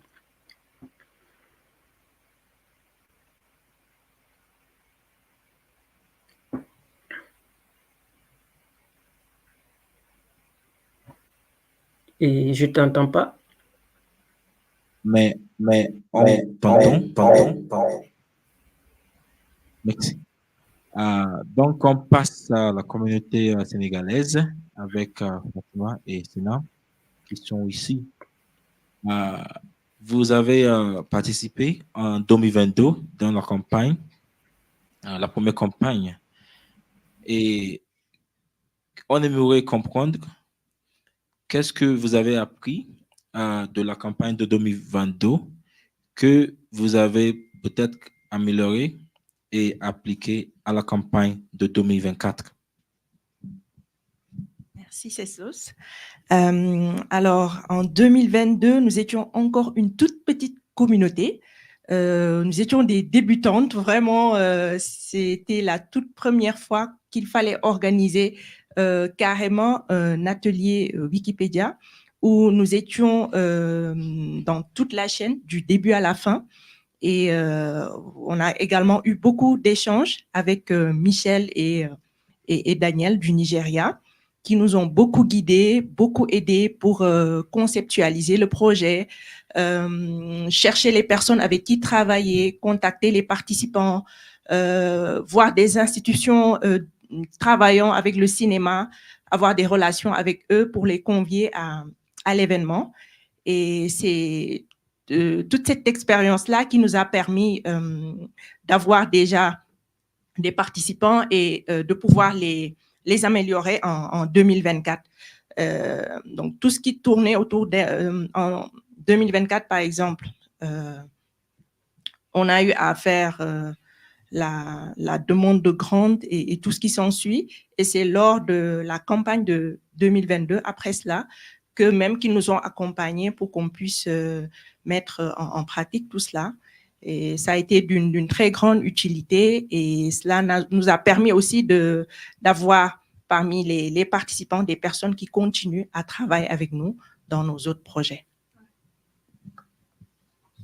Merci beaucoup de nous avoir parlé de comment l'expérience de 2022 était appliquée pour la campagne de 2024.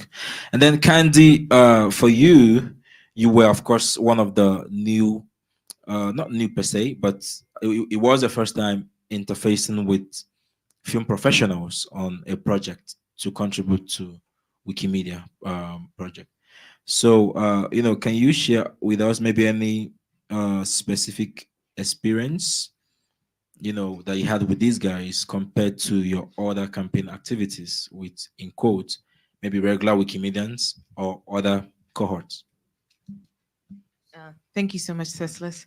So this was a quite interesting initiative that I led in my country. For the first time, I didn't have to go and actually lobby for partnership with the media houses. Afro Creatives helped me so immensely with that. And with that being said, it was the first time actually having a room filled up with creatives, people who work in media houses. And usually in my daily contributing life, I would have to actually go send letters. There was a time I actually had a media training that was specifically for media houses. Only 2 people pitched up for that training, which was really sad. But for the first time, we had a room full of media creatives, and they were about 25. So that was mind blowing, and I really appreciate the support that we got from Afro Creatives, actually facilitating and bringing together these people on into one room. And then again, should I say the challenges or? We'll get there. Okay, but yeah, thank you. Thank you. Yes, I remember that after the session, paparazzi were rushing you and asking, "Oh, can we get a statement? We want to put our newspaper and all that." So we even had more than 25. We had about 58. Yes, but we had to beg some people. We don't have enough space. Just bear with us. We'll come back to you later. So thank you. It's interesting knowing that got you closer to the media and all that, and you need all the media you can get to talk about your work. Peggy, you actually facilitated the training session that we actually had after the Tanzania Film Board mobilized filmmakers. Could you share what was surprising about this group of creatives? Yeah, thank you, Ceslaus. For me, it was my first time to work with these filmmakers in Tanzania Wodo Film, but it was very interesting to work with them, since for the first time I realized that there's a content gap in terms of film, in terms of actress. There's so many people who have done a lot of work in film industry, but the activity is not yet published on Wikipedia, especially on Swahili. So for us, we had time to engage with them. But what surprised me a lot is most of them, they know Wikipedia, but at the very same time, they don't know how to publish something on Wikipedia. As myself, before I joined Wikipedia, I know that editing is not done by anyone. Anyone cannot edit. So for them, they were surprised that even them, they can edit. So they are very curious and interested to know how to edit, since they've done a lot of work and they need their work to be published on Wikipedia. So we had challenges and things which went so well. And I think I will share later. Thank you so much. Yes, there were one of those that the national government, like Ghana, were also involved, because when we told them about this, they were like, "Oh, talk to the Tanzania Film Board," and they were game, the whole 9 yards. In fact, I think we had 2 sessions with them that were very interesting, and we got quality contributions from that cohort too. And coming to you, Esenam, est-ce que tu peux nous expliquer les processus nécessaires pour organiser telle campagne au moins? Merci. Donc, merci Ceslos. Et donc, de manière ramassée au Sénégal, qu'est-ce que nous avons fait? C'est, par exemple, en premier, de contacter une école qui forme des étudiants en cinématographie. Et donc, cette école-là, c'est Submax. Fatima a contacté le directeur a accepté. Donc, un jour, on a organisé toute une journée de formation avec ces étudiants-là. Et en plus, pour pouvoir recruter d'autres personnes, parce qu'on a fait 2 formations en personne, on a communiqué sur les réseaux sociaux. Et à travers des formes, on a invité les participants à s'inscrire. Et le jour J, on s'est retrouvés, on a également communiqué. Et donc, nous avons ici travaillé avec un collègue qui a une association pour les personnes travaillant dans le domaine de la cinématographie. Et donc, à chaque fois qu'il organisait des activités, on lui mettait un peu de pression pour qu'il prenne beaucoup de photos et qu'après, il puisse uploader et qu'on puisse atteindre notre objectif. Genial. So, Esena was telling us how they, went to a film school, spoke to the director, and then the guy was game the whole 9 yards. And also how they take, opportunity about a friend who, from time to time gathers cinematographers and film professionals. They always try to, at each point he organizes that gathering, get him to take pictures of these film professionals on their behalf, and then they get to upload that later. And coming to you, Jael, I know Alpha has a training cohort. Was this part of your preparation? Share with us, how you prepared and made sure everything was top for the campaign. Okay, so we leveraged on the partnership with the National Film Authority to get other agencies also on board. So we got reps from the National Theatre, so who are in charge of Jael, you may need to stand so the camera gets it. Okay. Okay, so we leveraged on the partnership with the National Film Authority to get other people on board from the National Theatre. We also I think that before then we sat as a team and strategized on the goal and what we seek to achieve from this whole thing. So it wasn't just about bringing creatives in the room. We wanted to bring all stakeholders on board. So we went to the theater arts departments from University of Ghana. We got the head of department, another 2 lecturers. There's also another tertiary institution for filmmaking called NAFTI in Ghana. We also got lecturers from there. Some of them actually brought some of their top students who participated in the editathon as well. So we actually thought of it, of the kind of audience we want. And in the end, we had at least 40 people in a room for that session that day. So it was a really thought through plan. Am I talking about the challenges? Everybody wants to talk about challenges. Okay. Was it that hard? Because I think that getting them was a bit difficult, but once they got in, they became really interested in the knowledge we were sharing. What I realized was that there was some kind of disparity. Even though we had all stakeholders of film industry in the room, some people thought differently than others. So the lecturers, most especially the people in academia, they appreciated more of the free knowledge, all right?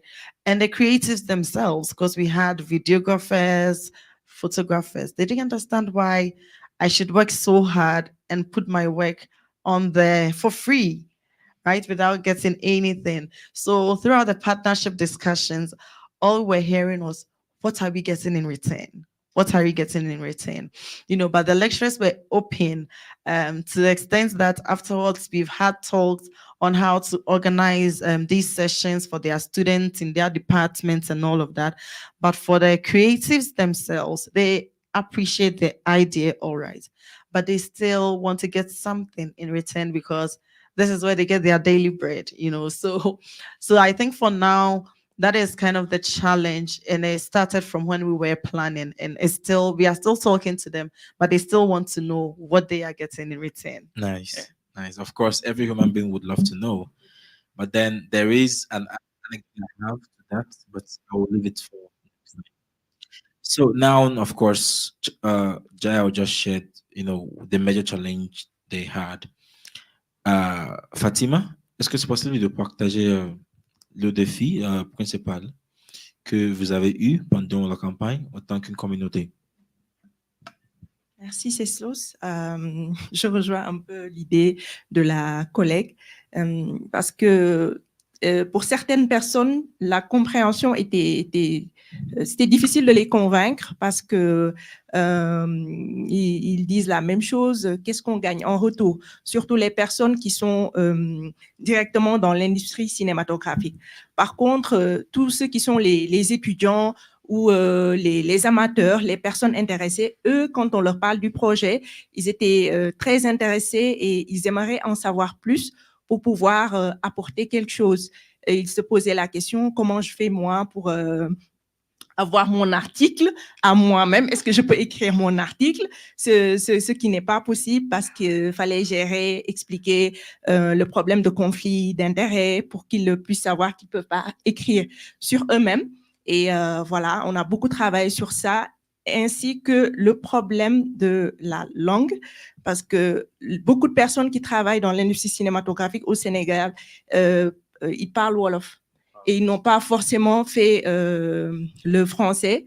Et voilà, c'est difficile pour eux. Ils comprennent, ils ont des idées, ils ont des choses à dire, mais comment le dire, comment le faire? Là aussi, c'est un défi au niveau de Wikimedia Sénégal de travailler sur comment faire avec le Wolof. Merci. Est-ce qu'il y a Wikipédia en Wolof? Oui, ça existe, mais au Sénégal, on n'écrit pas le Wolof, on ne le lit pas parce qu'on ne l'apprend pas à l'école. On va discuter de ça après. Oui, c'est drôle, à mon avis. Peggy, you had wanted to talk about, a challenge. What was your biggest challenge? Just one. So, Slaus, I have two, but Yeah, one is the same as Jay, what she was saying, like they want something in return. That's the first. Then the second one, we're having a lot of content, but the reference, we're lacking reference. So we couldn't be able to do that, as most of them were very excited and they need their content to be published, but we lack the reference. Thank you. In fact, we may have solved something in that department, but we didn't make it public. So we are partnering with Zanzibar International Film Festival, and we've ransacked their archives for pictures and for links. I have them, so I'll be sharing with you guys maybe for next year's campaign. I'm nice. I'm nice. And you can do, what was your biggest challenge? Oh, thank you, Cecilus. Apart from the one that Peggy and my colleague here shared, one other thing I would say I encountered was I felt like the media houses wanted to push maybe the agendas. They'll be like, oh, can I write about myself or what my company does? So that was another challenge that I really had to kind of like tackle it. So, and it's a very difficult discussion to have, like, oh, can I at least write about my colleague back at work, and it's for an organization they work for. So I felt like there will be some biasness when they write those articles. So yeah, it was a bit challenging in that sense. Should I say that one? No, that's enough. That's enough challenge. Give the world some smiling news. Thank you. Thank you so much, Candy. Okay, we have 5 more minutes. And on that note, I would like to bring back Mark Burrow from the US Department of State. So, Mark, something interesting happened, as we were contacting these embassies. Some of these embassies, pointed us to grants. But luckily for us at that point, or unluckily for us, we didn't need grants at that point. But you mentioned American Corners, American Spaces. So what other resources have the US Department of State made available to groups like we Wikimedians who are working to promote media literacy? If there are grants, if there are fellowships, please by all means share with us. Good, thanks so much. That's one thing that I found really powerful that the U.S. government wants to do. We want to build capacity. So I'm going to give you one example, and then I'm going to give you some resources. So we just ran a workshop with a bunch of journalists with ICFJ. The workshop consisted of 3 phases. First phase was digital learning, where we had trainers online, and we brought them to the different American spaces, so people could go to their nearest American corner within their town, village, city, and they could do the training. Next, we brought them physically. We flew them in, paid for hotels, paid for food, all that stuff, paid for flights, and paid to train them physically together to build a network in Guinea-Conakry. The final step, which I think is important, is we gave them grant money. We gave them seed money to go pursue a personal project that they proposed, that we voted on as a panel and agreed to go pursue this project within their own country. So that's one of the biggest things I think the US government can do. We can provide you training and build capacity, but not only that, you need money to feed yourselves, you need money to live, you need money to feed your family. We can provide different opportunities to give grant money to pursue projects within your own country, within your own community. And that's super cool. So this year, when we are doing our search for projects and grants, it's happening now. Normally October, November, December, October, November is when we really search for projects that we want to fund for the next year.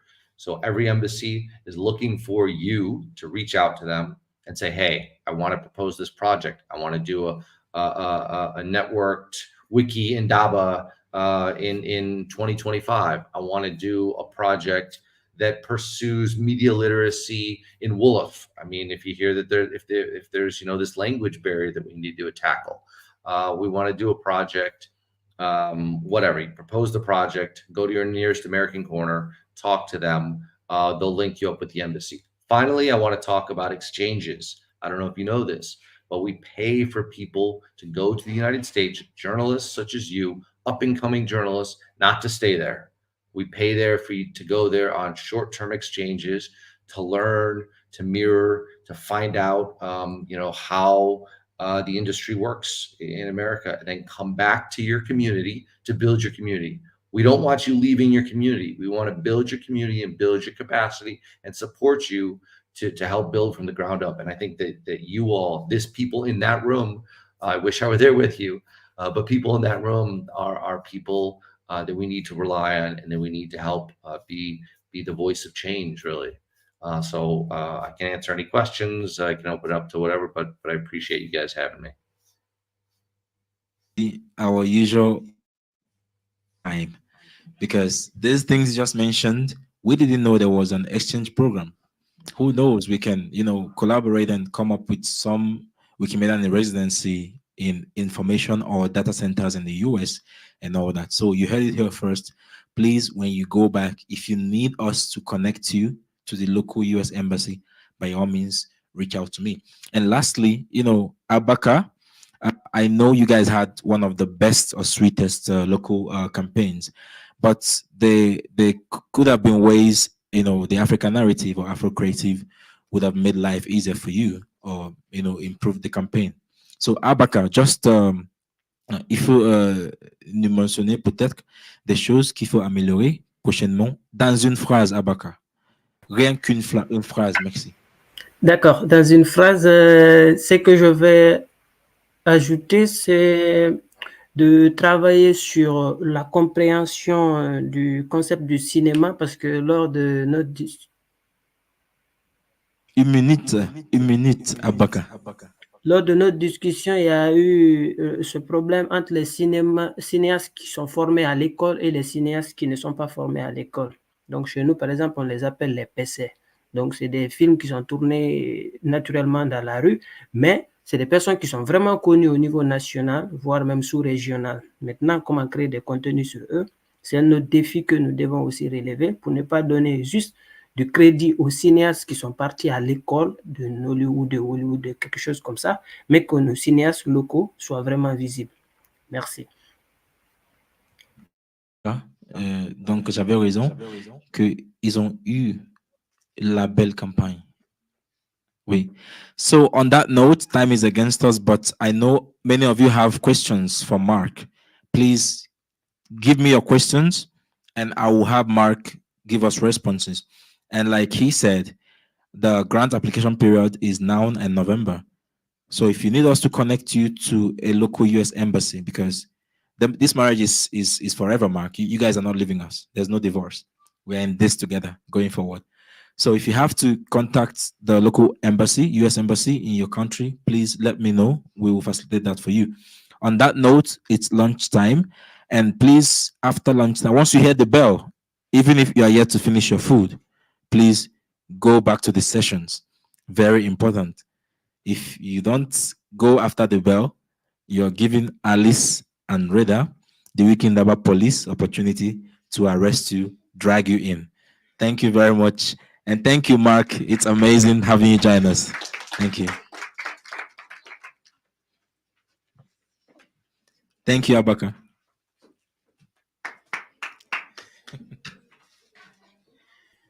Thanks, guys. I appreciate it. Looking forward to hearing from you, and reach out to me directly if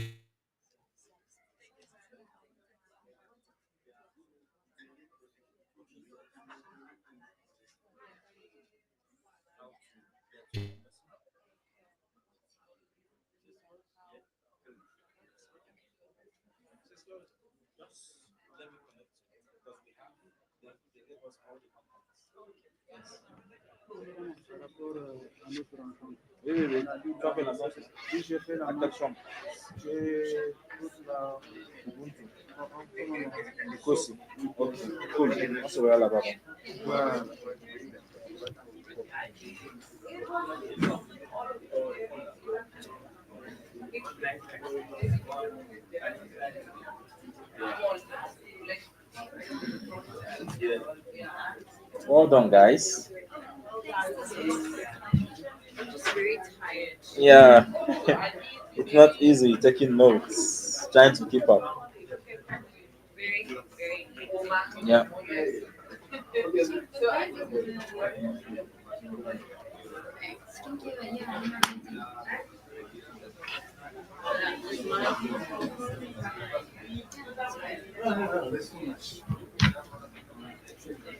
Oh, this thing we just did is what I learned when hosting Wiki Africa. The way they did the event here, they were expecting those who are not here on ground to record their session and submit. I told them that's trash, that will not work. It will kill the vibe of the session. So 11th minutes, I started looking for means. And I'm like, wait, what are you? They say streaming. I said, come on, let's create guest invite link. Then you project from there. Then rewire an audio out, and it worked perfectly. And this guy charged an exorbitant agency fee. Yeah, he's in US. He owes me money already because I didn't provide the solution that you wouldn't, give him my credit. He was bold telling people during the original session online that if you're not here, record your session. That's old school. Nobody does that. When there is internet and there's something like StreamYard. It was yesterday. I was running all the while in the morning. I was running around trying to figure it out. And then Well, as like Wikimedia, the presentation is already proven and it's already open. you could even upload your stuff on StreamYard, and that's cool.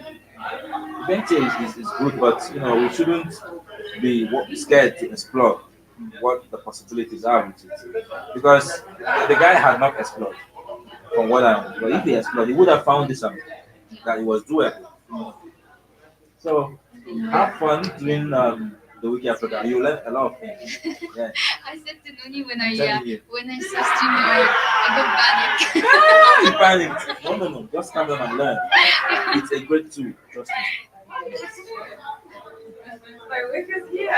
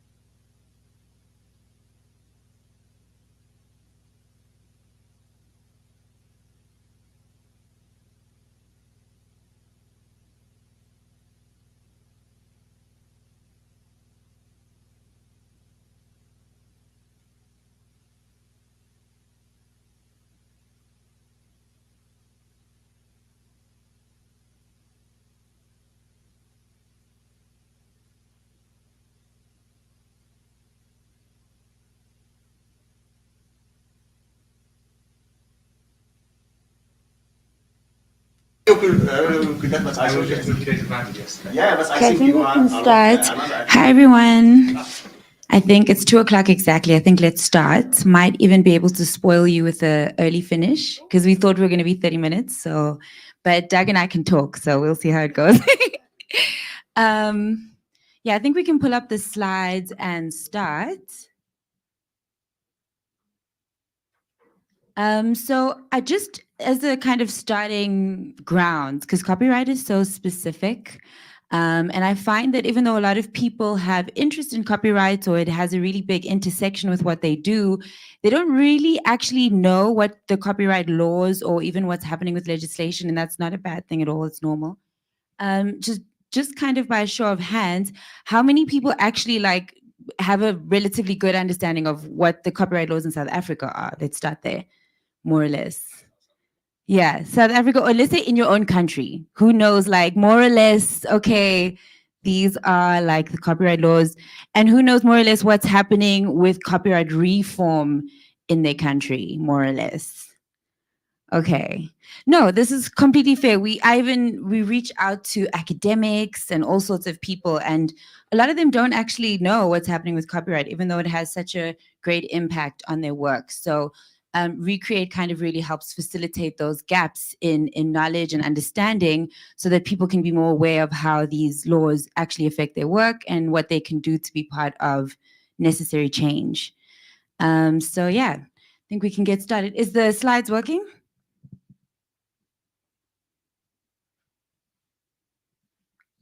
Get we gave, Alice said she gave you slides. I still came in earlier. I said, have you got the slides? Maybe somebody should have, are you going to check, Zippo? Alice, yeah. Okay, guys, just a little 2-second break. We're going to just. Okay, we got an extra 30 minutes. Yeah, so now we can just do a little group work. Can I ask, while we have everyone here, and you can definitely go for it, it would also be interesting to know, so I can also try and incorporate it into how we talk about this, why this interests you, if anybody wants to throw out one or two things, because then we can try and put that in how we discuss this as well.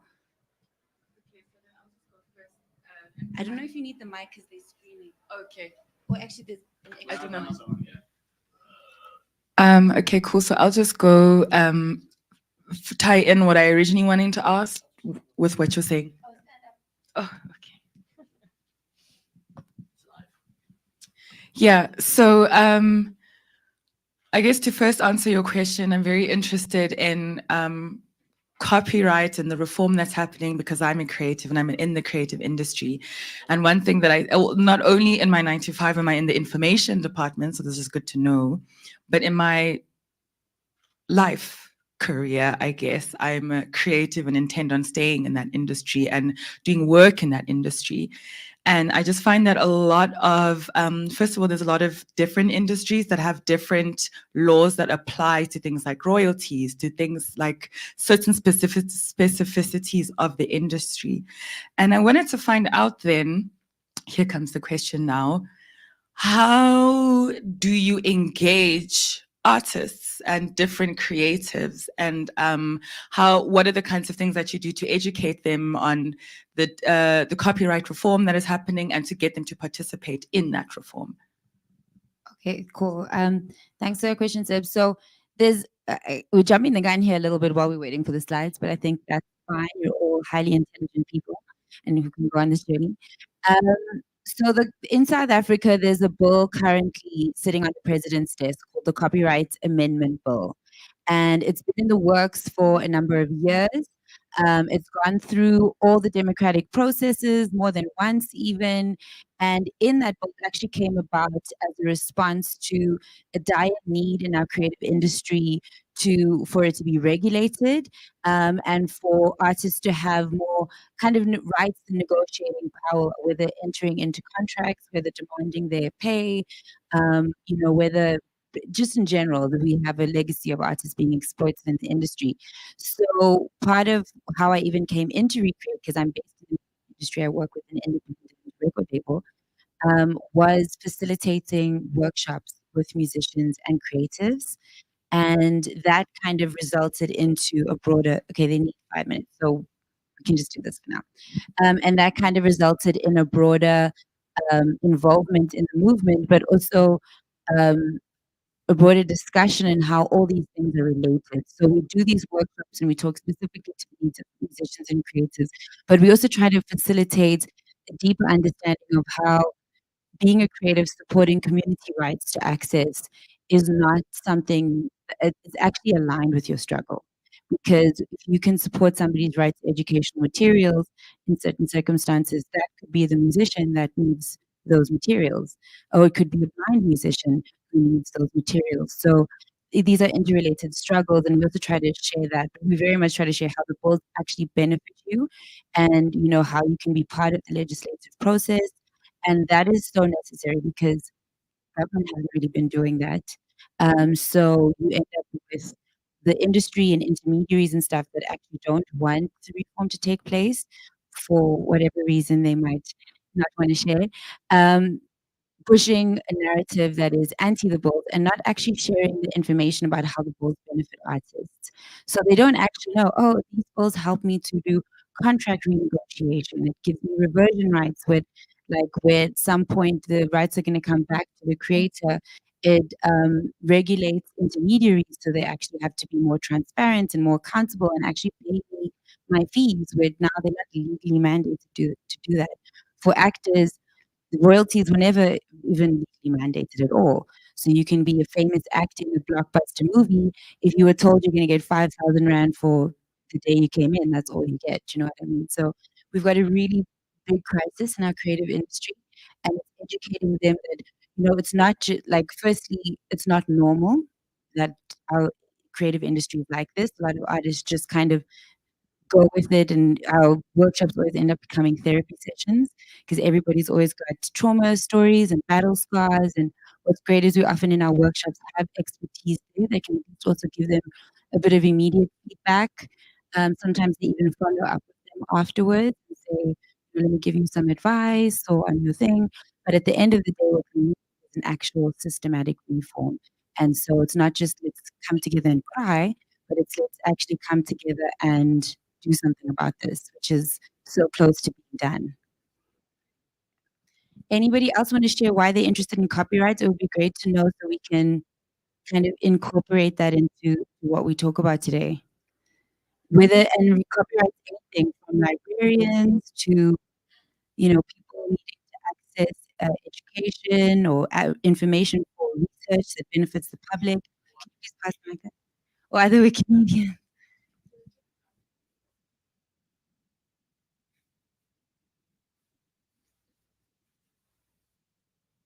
Good afternoon. My name is Gayoba from the Gambia. I work in the Gambia National Library. So we have those kind of issues where people will come and want to photocopy like the whole book or some part of it. So we struggle a lot to make them understand because that is against the copyright laws. So I want you to, if you're able to incorporate that in your lectures. Yeah, definitely. I wish Denise was here for that one. She's very passionate about that. I mean, I went to UCT, and at the time I didn't know that by photocopying pages of a textbook, I was breaking the law. And I think a lot of us didn't know that. It's kind of absurd. And it shows you how restrictive copyright law can be and how unrealistic the standards can be to enforce. And especially in a country like South Africa, not everybody can afford textbooks. So photocopying the question or something, now you're breaking the law. It's a bit unnecessary. And that's part of what the copyright amendment bill tries to fix, is that say, okay, depending on the usage, how much you're using it, what you're using it for, educational purposes, people who otherwise wouldn't be able to purchase the textbook, those type of things, you can use as a ground to say, okay, you can actually do that. So a teacher, for example, in a school, she doesn't have to buy the textbook for all of her students, all their students, but they can photocopy, a small section of the textbook and hand it out to the class. Whereas this is something that, unfortunately, we still have to debate and argue why it should be allowed. There's many publishing companies and stuff like that arguing for very restrictive copyright and, who don't want any like these type of exceptions sometimes. So unfortunately, it is true that these restrictive copyright laws still exist. But at the end of the day, is it realistic to implement them? Is it realistic to implement them in countries where people can't afford the textbooks? So I think we also need to think about one, reform, changing these restrictive laws, but two, how do we implement them? Because sometimes a law can exist and, at the end of the day, nobody, when I was copying, photocopying at UCD, nobody was coming up to me and saying, you're not allowed to do that, you're breaking the law, and I think the reason nobody did that was because everybody kind of understands that it's a silly law. I'm not saying break the law, but I'm saying like some of these, like, do we need to stay up all night thinking about somebody photocopying a page? But we will definitely, I think Doug can also speak a bit more to that when he thinks. Okay, how are we looking with the slides? Go for it. Martin. Martin from no? Namibia. Namibia. Yeah. Tall Martin. Yeah. No, thank you very much. Copyright is one of the subject of interest to me. And sometimes I think we are also not fair for the Copyright Act itself. The purpose of the Copyright Act, to me, I look at it is there to motivate authors to write more content and for them to get paid for what they have invested in. Just that now, most of authors, they relinquish their right to publishers. And that, I think, is where we need a balance. Because their rights are now with publishers, not authors themselves. If you had to say we are just want everything for free, who is going to write if there's no economy in what they are writing? How are we going to motivate authors to create more content if they are not getting anything after all?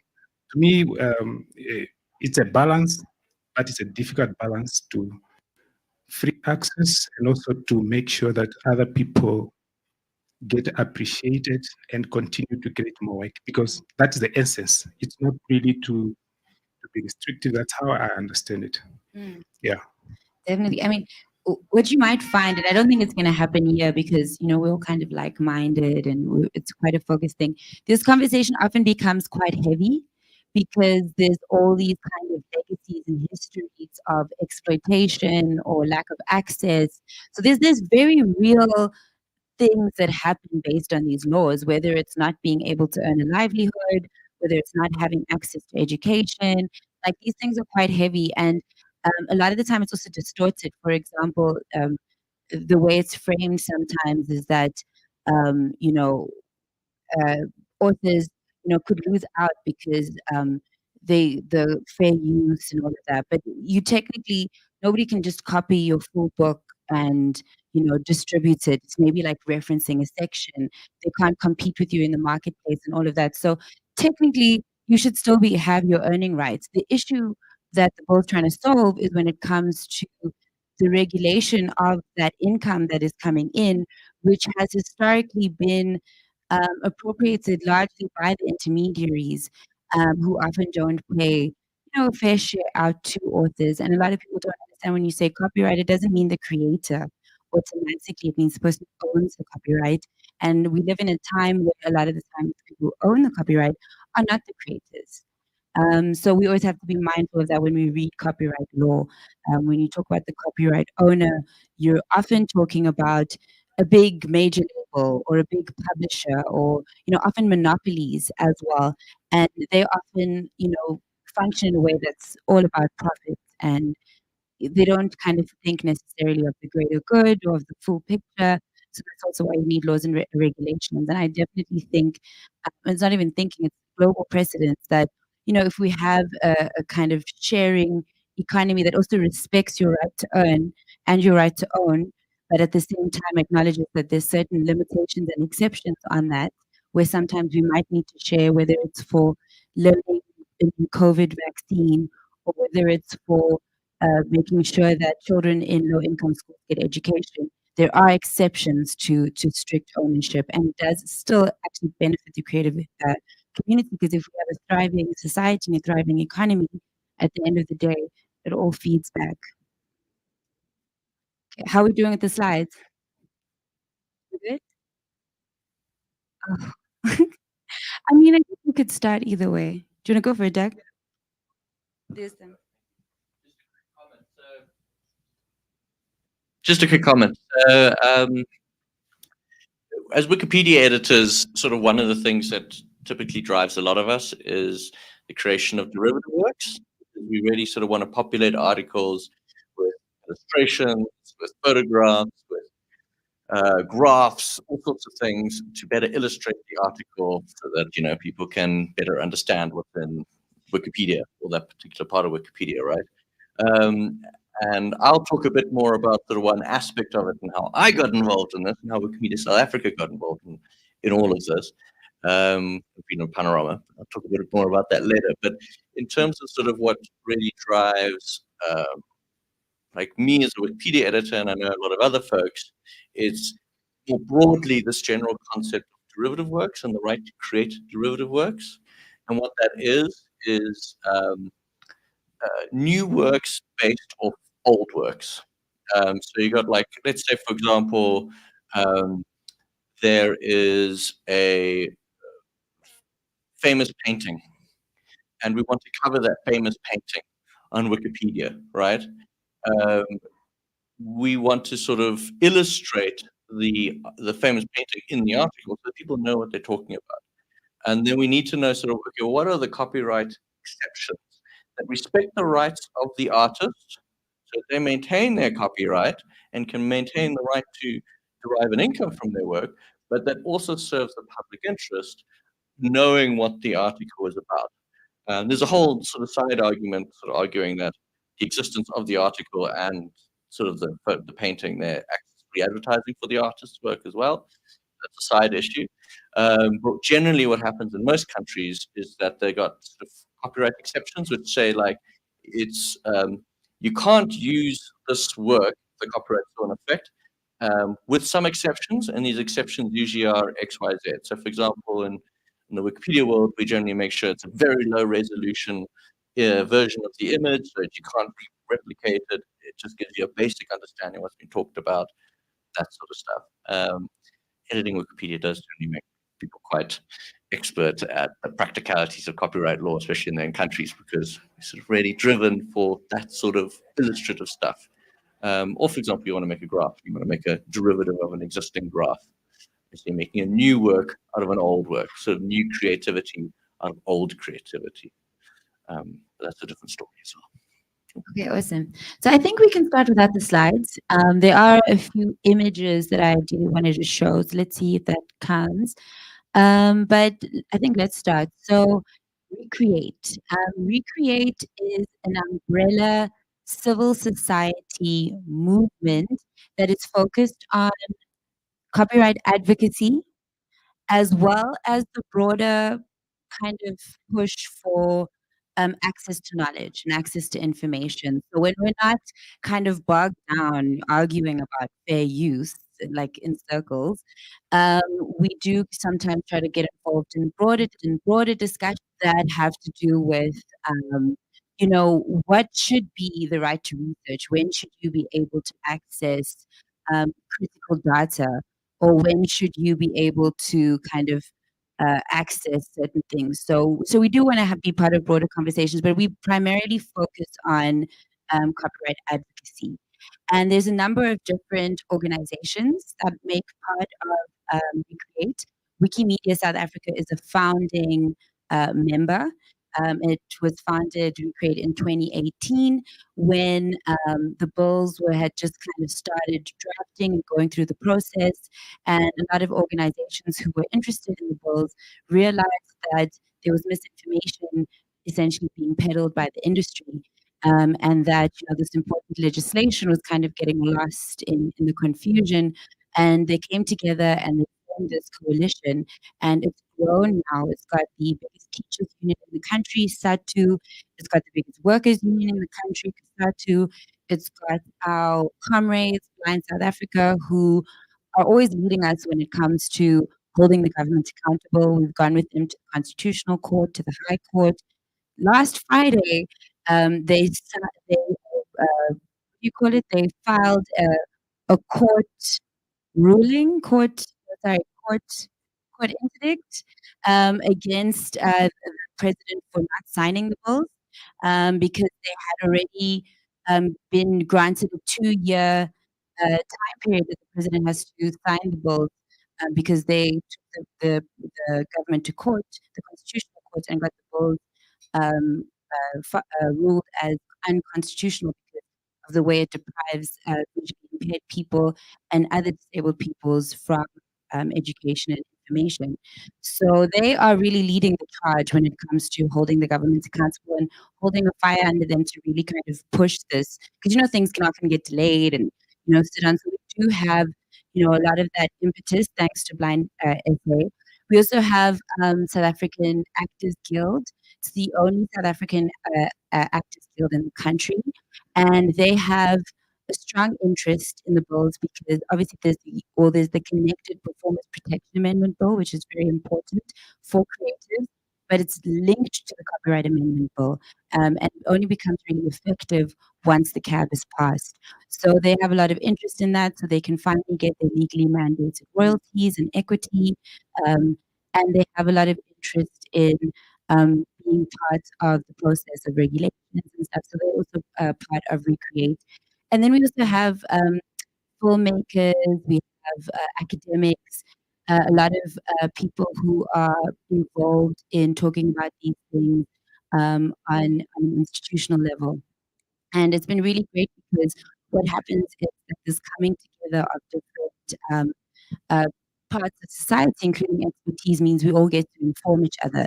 There's not just this kind of high tower approach, and also not just the isolated civil society. We get to learn about the different kind of needs and the different ways we can tackle the situation. So we kind of went briefly over the CAB. I think what's important to know is that it's at the president's desk.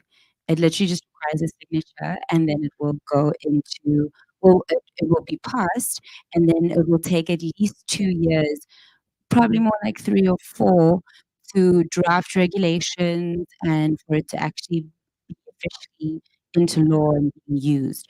So that's passing the law is kind of like the first big step. Then the next big steps are regulations and implementation. So if you are taking this on, especially as something you really want to be involved in your own country or in South Africa, just know it's not a quick fight. Even though the ball's on the president's desk, it's a process. Especially if in your own country, you are still kind of initiating that process. I think you just need to be patient and know that it's going to take time. And whenever the time comes, like it's public consultation time, whatever, just do your best to organize and get people involved in those processes. But it is a long-term kind of commitment, especially such a complex thing as copyright law.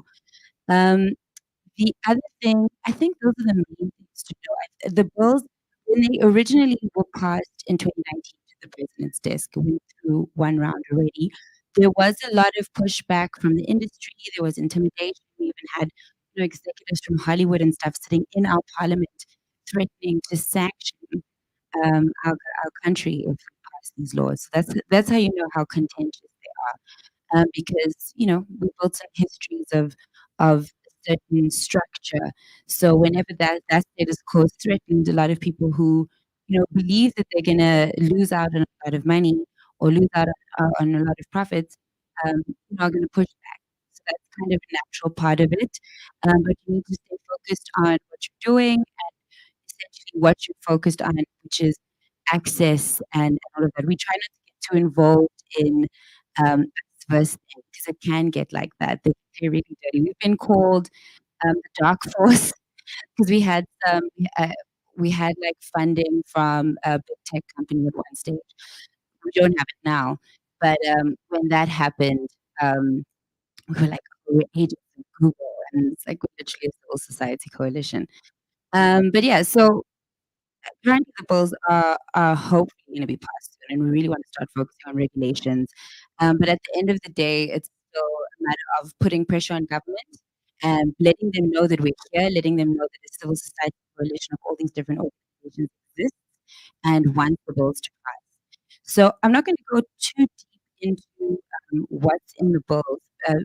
Doug is going to talk a little bit about freedom of panorama, but I think the main things to know is that we support fair use, or at least a version of fair use. And what is different between fair use and fair dealing, fair use is being the most contentious thing in the bill that we talk about, is that fair use has open exceptions. So fair dealing or things like restrictive copyright, like fair dealing, is all along the lines. This is a specific list of things that you're allowed to use for exceptions of copyright, whereas fair use is a list of exceptions and limitations, but it has such as well. And the such as basically opens up a world to argue that things outside of that list could be fair use. But now what it does to protect, anybody just claiming, well, anything could be fair use, is that there's fair use tests. And I mentioned those earlier. It's, you can't compete with somebody in the marketplace. You can't use large portions of their work or unreasonable portions of their work. What are you using it for? How are you using it? All these things determine whether it's fair use. And it's not a new thing. There's global precedent around many countries in the world, including the one with the greatest creative economy in the world, the US. Reasons they're able to do things like the Daily Show, and Jon Stewart doesn't have to ask Fox to use a little clip from their TV shows because they have things like fair use. So it actually can liven up the creative economy. And a lot of the arguments I hear against it is that we won't be able to legislate it, which for me is a bit of a defeatist attitude. Um, the arguments I hear against fair use, like, oh, yeah, it works in other places in the world, but in South Africa, they won't know how to do it. And it's like, oh, well, that's like such a defeatist attitude. So that's one of the most contentious things. We support it. We support access for those who need it.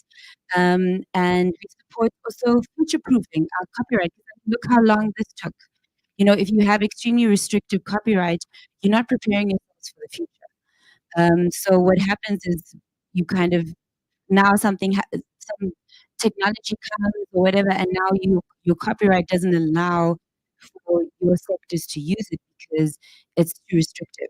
So it's also a way of future-proofing your copyright, so it allows for innovation and it allows for scientific discovery and all these things without breaching what's considered these kind of unfair rules.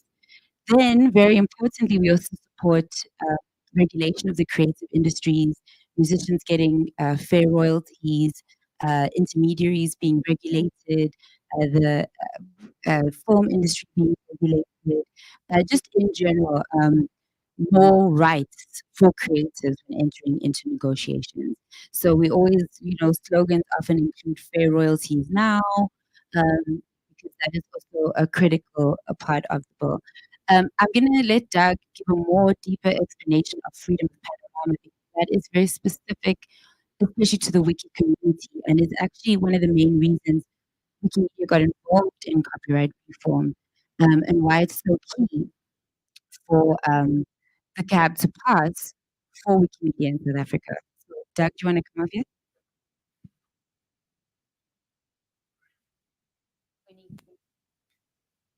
Sure, thank you. Hello, everyone. My name is Douglas. I'm from Wikimedia South Africa. I have been the point person driving the advocacy efforts for copyright reform on behalf of Wikimedia South Africa. I'm going to give you a brief account of our adventure trying to encourage copyright reform that is friendly to Wikipedia editors in this country, making Wikipedia better, more accessible on South African topics for everyone, everywhere.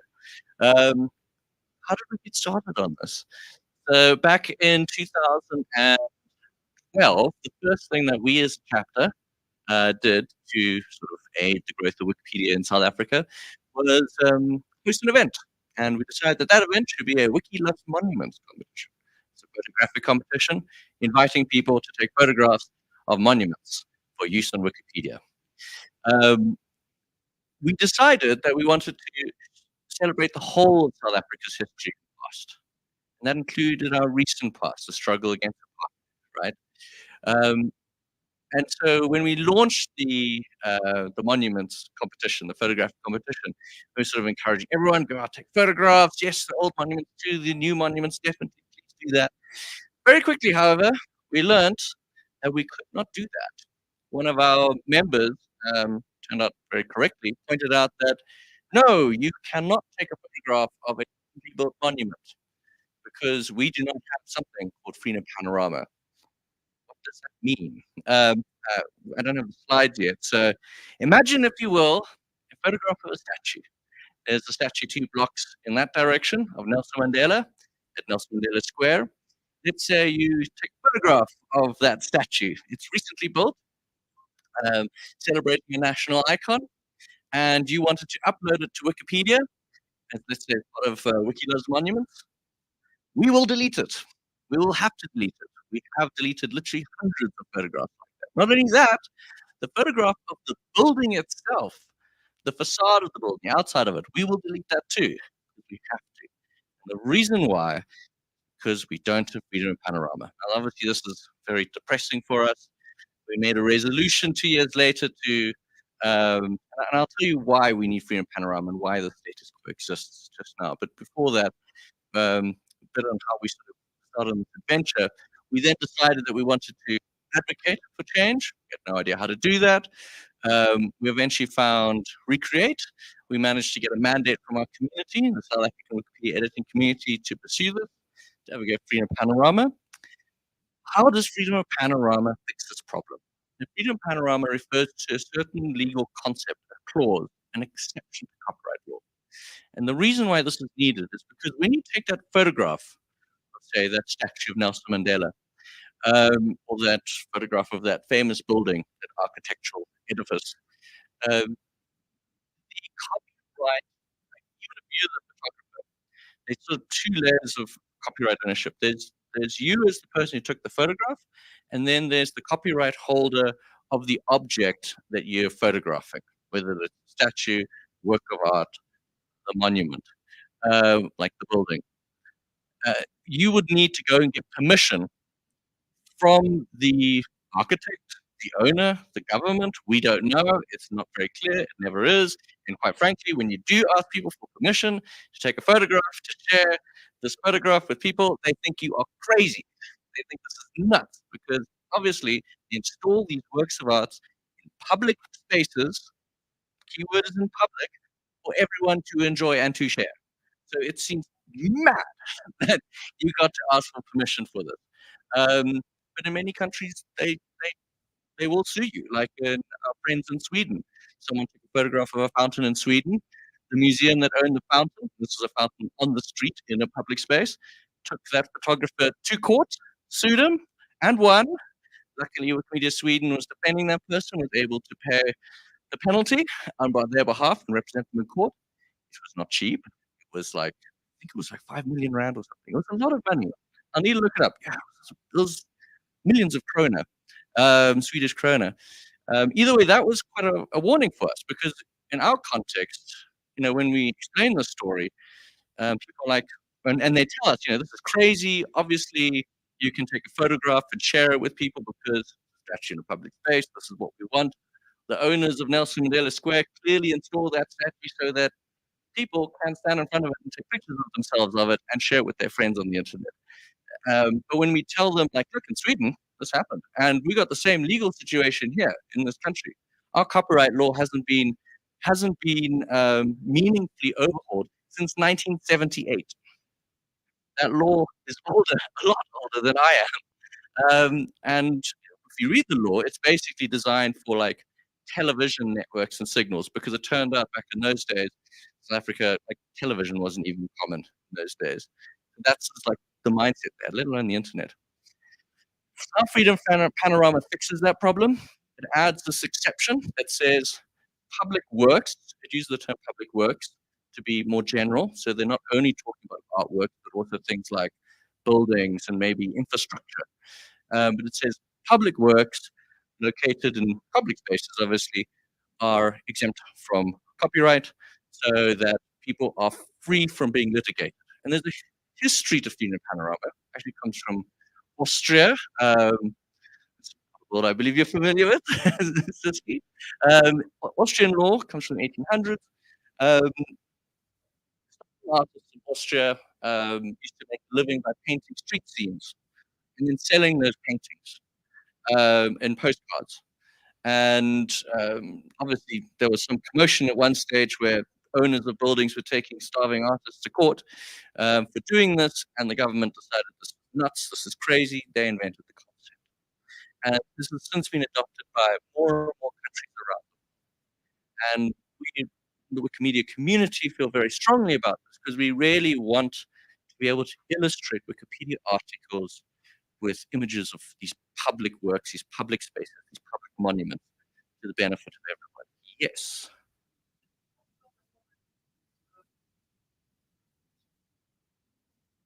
I'll let you decide, Kyla. Yeah.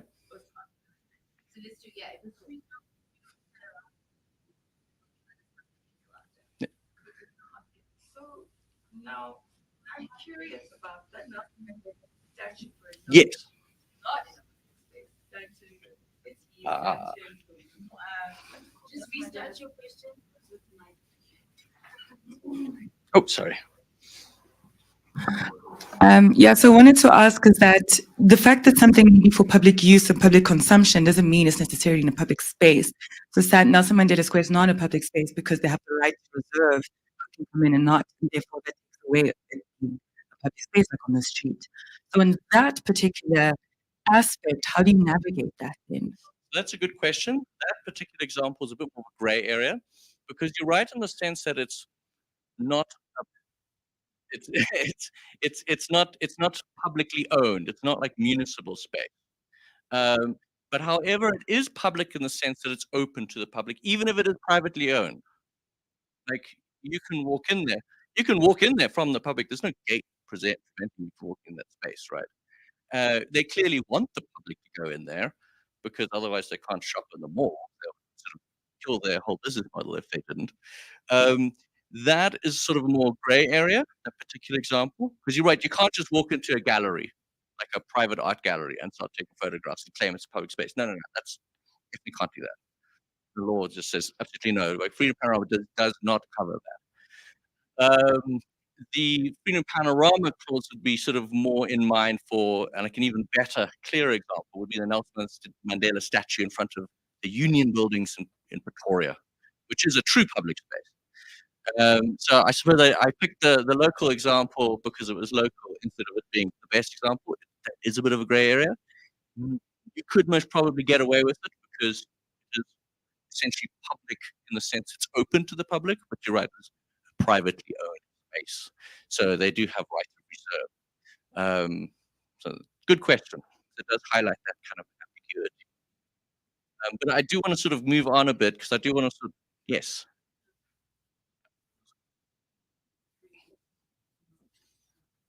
No? Yes, there you go. So just FYI, because I'm not sure whether you are aware that the city of Cape Town has put up photographs of all the public artwork in Cape Town on a database. There's no, I looked to see what kind of copyright, what kind of CC BY license there was. There wasn't anything showing, but ostensibly it says you can, it's been put up for reuse. So I mean, I've no idea how true the reuse is because, as I say, the copyright, the CC BY license wasn't there. So if Panorama, if they, how are they getting that right?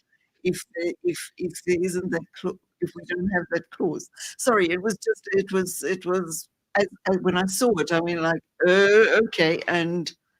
It's a good question because there's essentially two ways this could be playing out. I need to sort of talk to the city of Cape Town to see like what the situation is.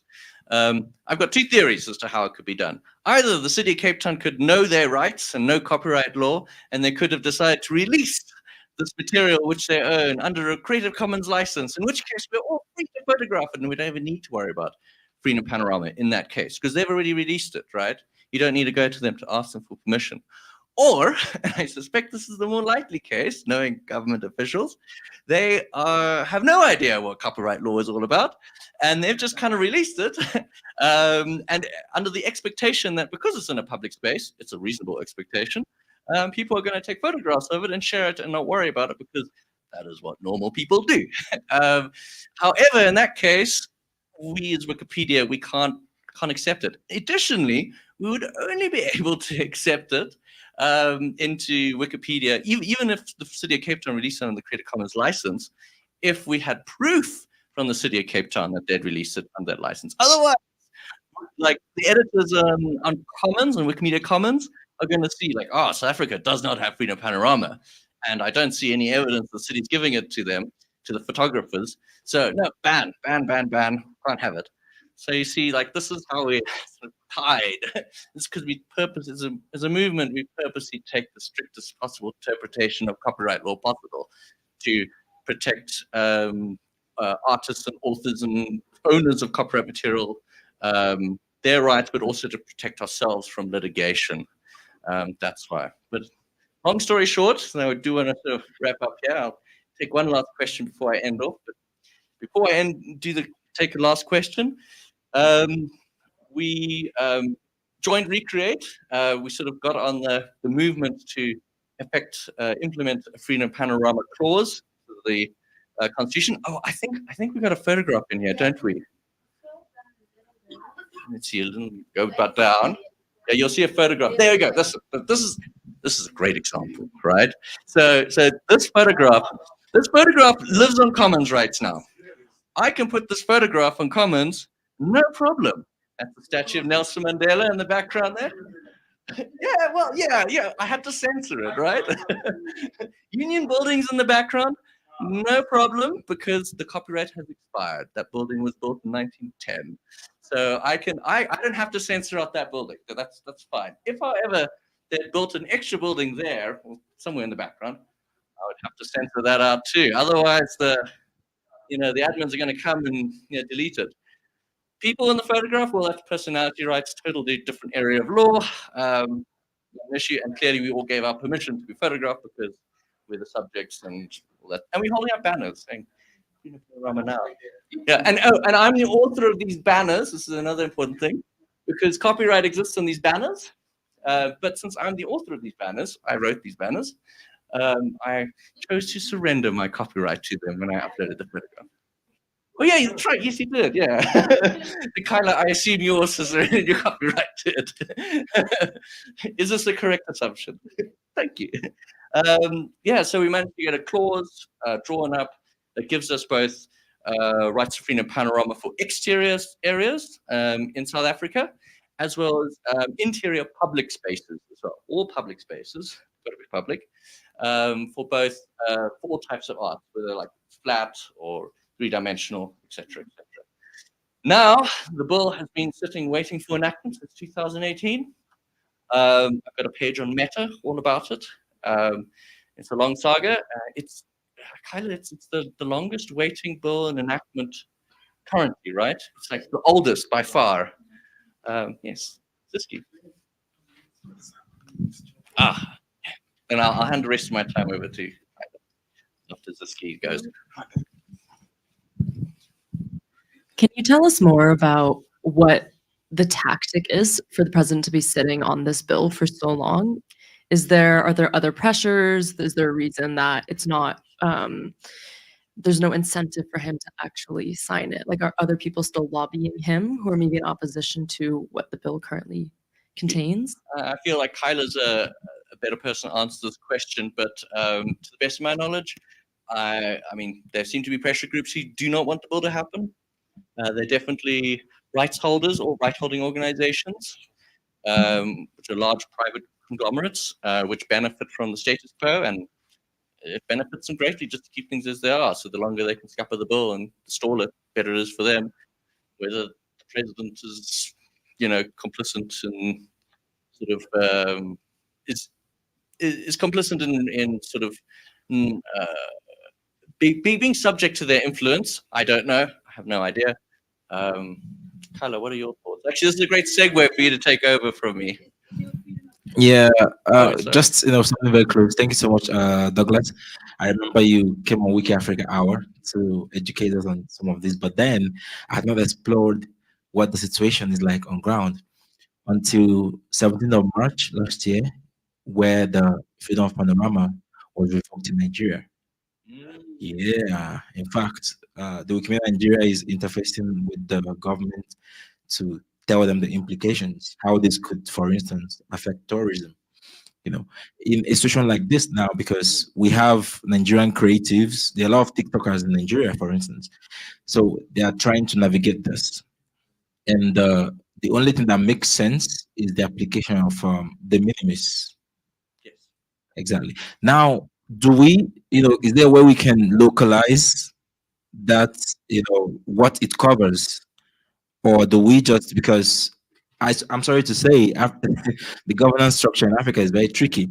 If they want to nail you, they could nail you, despite you invoking the minims, like something like this. Sorry, you were about to finish. Yes. So how do those of us who maybe know how to go about the minimis element, how do we get away with it? Okay, so that's a really difficult question to answer because it's so contextual. I think in this case, you wouldn't be able to get away with de minimis. The de minimis says that the offending work is so small, like the copyrighted work is so small, it's incidental. It's like the photograph, right? Yeah, in this case, I don't think you'll be able to get away with that argument because although we're clearly the subject of the photograph here, I mean, it's also very clear that that's also the subject, right? That's a difficult question to answer and it's highly contextual, but basically it need to be really small and truly incidental, like far more so than in this photograph. But that's why I wouldn't recommend pursuing a de minimis strategy. I would recommend a freedom panorama strategy. It's just simpler, easier, makes everyone's lives better. I just want to finish off before I hand over to you, Kyla, because I know I've got almost no time. That the perverse outcome of the current status quo without the freedom panorama clause is that we can take photographs of colonial era monuments, of even a few apartheid era monuments, but we can, and upload them Wikipedia, no problem, but we cannot do that for post-apartheid monuments. We're barred. The law does not allow us to do that. So that's why in Wiki Loves Monuments, we can't accept photographs like this. And in turn, if you look online on Wikipedia for South Africa, what you're going to get is a image of colonial South Africa or an apartheid South Africa instead of the new democratic South Africa, which is quite a sad situation. I think we can go to, is there somebody that can control the slides? Or must I control it here? Oh, you got it. Okay, cool. We can go 2 down. So like skip the next one, then go to the one after that. Oh. Okay, these slides are just not trying to present today. Okay, those are pictures. Yeah, so there we go. I just wanted to show you guys some idea of like, yes, we do workshops. Yes, we do a lot of consultation, a lot of lobbying. That is often where our kind of impact happens the most. But this is also what we do. We do demonstrations. We do protests. We've done, you can go 1 down. And you'll see it says hands off our democratic law.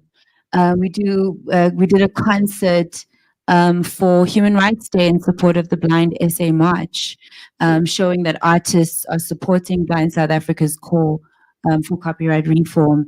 And you can go down again.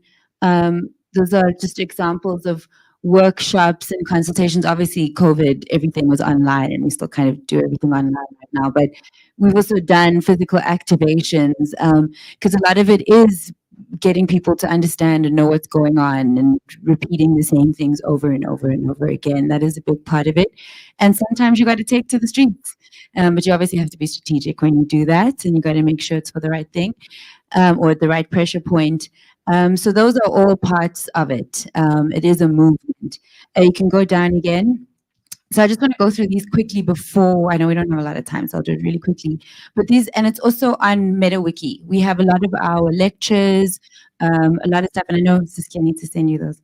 A lot of stuff on MetaWiki, and we're continuously uploading stuff. So you can come to me for the names of stuff, but also just this one is called Best Practice Guide on Copyright Reform, and we'll keep updating it as we go.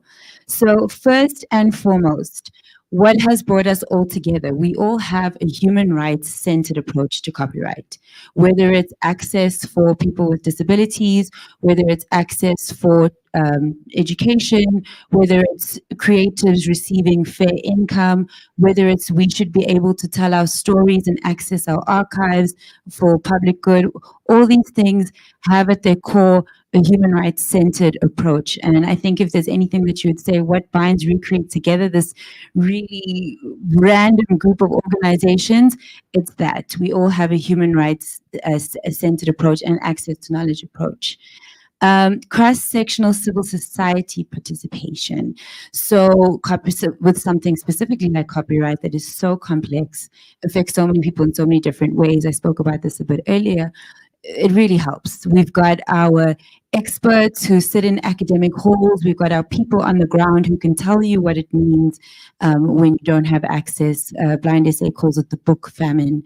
You know, we've got our different types of experts from different sectors coming together and strengthening each other's arguments and understanding and calls for urgent reform.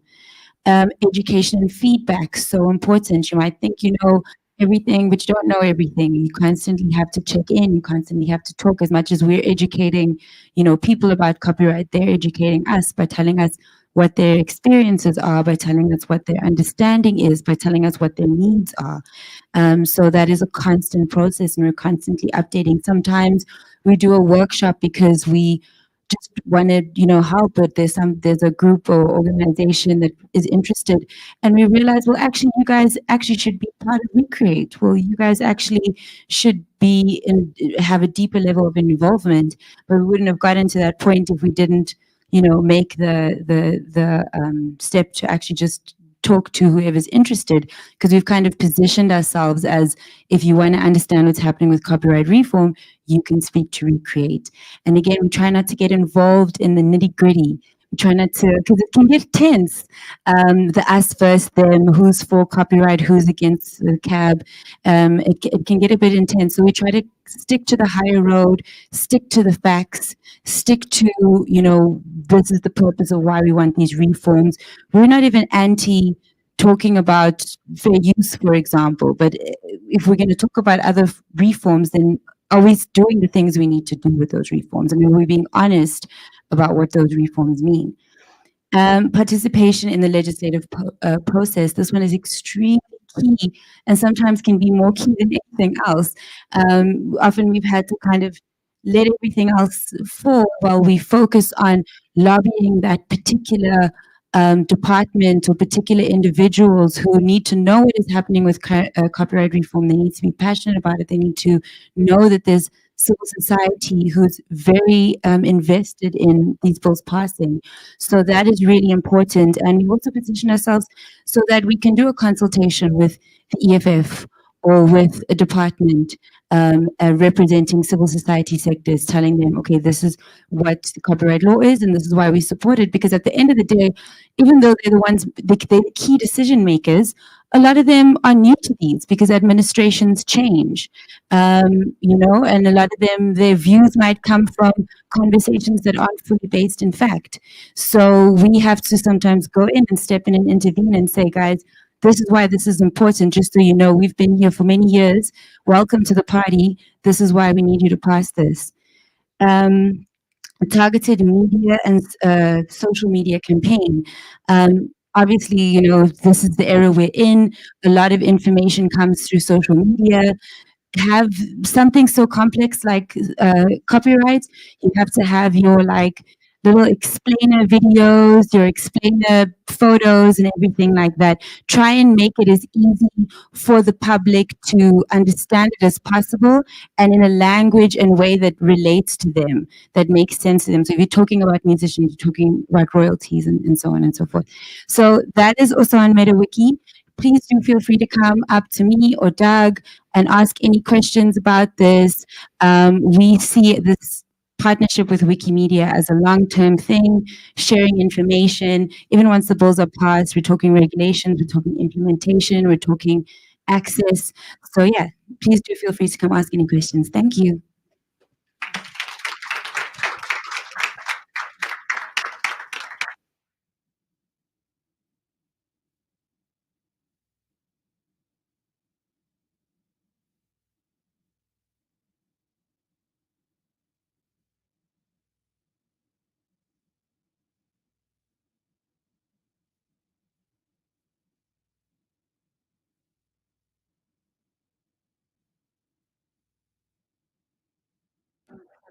So the time is done now. If you guys want to go to your next session or anything, thank you. And if, I'm happy to stay behind if somebody wants to come ask a question that they didn't get to ask.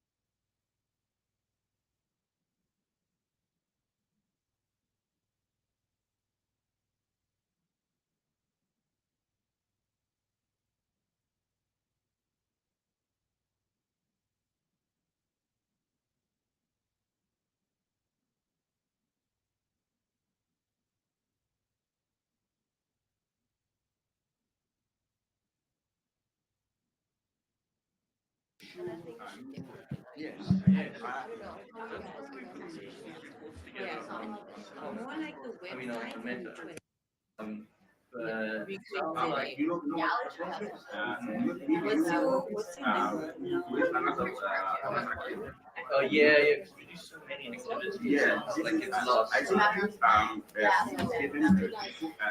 know you really focus on teaching and activity. I see also the bill is invoice from the last application. Yeah. I think you should curate. I know it's a lot of things, part of maybe part of propaganda. I think it's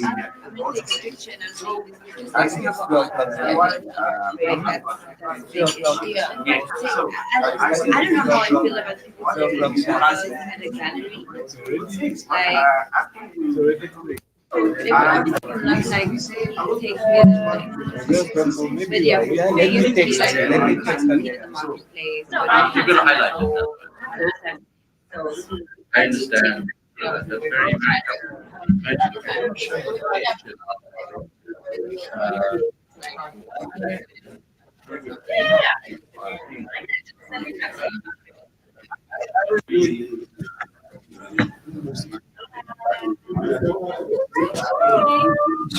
very,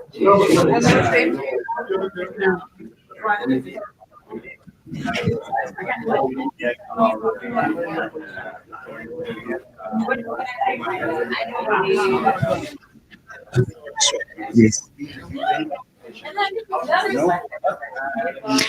Good afternoon, everyone. I know copyright is something which is it's very interesting and yes, it's so amazing. And yeah, the conversations and the and all that. I think and we copy a lot from South Africa, Namibia. So mostly our things are the same. So mostly our laws are the same. So everything affecting South Africa, it affects us. I mean, the ideal is to pass these laws because But we passed the information bill this year. So hopefully, I didn't really get time to go through the website. There should be some piece of copyright that I made. Yeah. Yeah, no problem. No, it will be Nigeria basically, but they do for one of the places fake because fake is like it's but it's basically fake.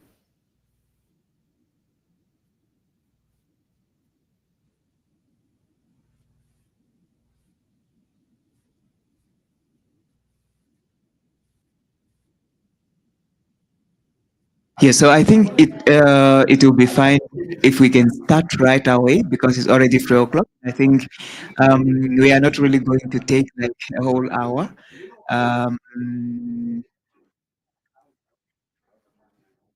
Yeah.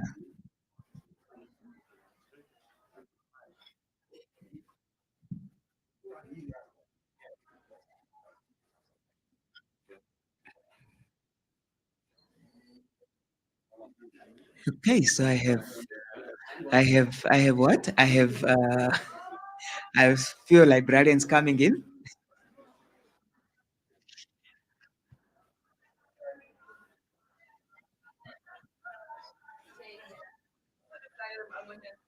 Did you text that?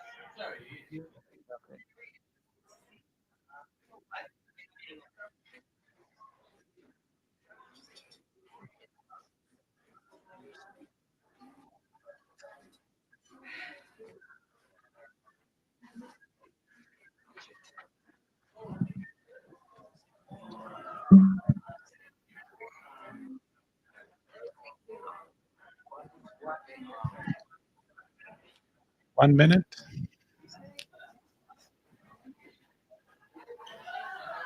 It's like we don't have a quorum. We are waiting for a quorum. Yeah.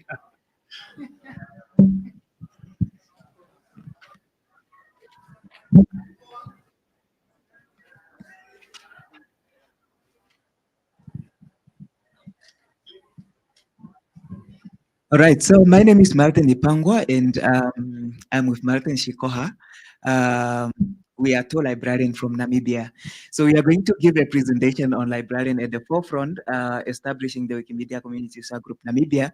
But most importantly, it's just to discuss what is really the link between librarians and Wikipedia, and how do we support, and how can Wikimedian support librarian, and how can librarian support Wikimedian.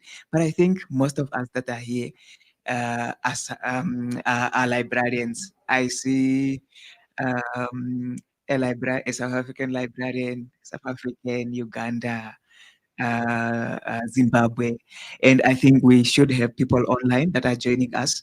But most importantly, we will start with our presentation now. So that's just Namibia in a grains. We have a population of 3 million people, and I'm sure you know where Namibia is, and you have seen the beautiful coastlines and the desert and all that. So in that, I don't need to go in there. So yeah, it's just to provide a grains of where Namibia is. And coming to the topic of librarians and Wikimedia, or Wikipedia rather, so we can use it interchangeably. So we have the mutual commonalities and interest, and Ingrid made a good presentation that she made at Liasa conference, and they highlighted the uniqueness or the niche area of librarians that they play in terms of information access. So librarians advocate for open access practices, opening their collections to all people that are looking for information, and they also do. They have institutional repositories. I mean, institutions have institutional repositories where when they are creating knowledge, they deposit that knowledge in their institutional repository. But most often, that information is not really readily available out there. And this is mostly for knowledge retrieval and knowledge sharing within the organization. And we see university open repositories that are available to people from uh, uh, like the general public. And you also have safe spaces for collaboration and partnership. And you also have initiatives that include access to digital content, in the national leadership, outreach and cultural heritage, and multilingualism. And these are the current trends that librarians are advocating for. And on the other hand, Wikipedian or Wikimedians, um, uh, this is a powerful tool for libraries, especially in the part of the world where access to other resources is cost prohibitive, and where people cannot access this information. Most of the information, you have to access it, you have to pay it.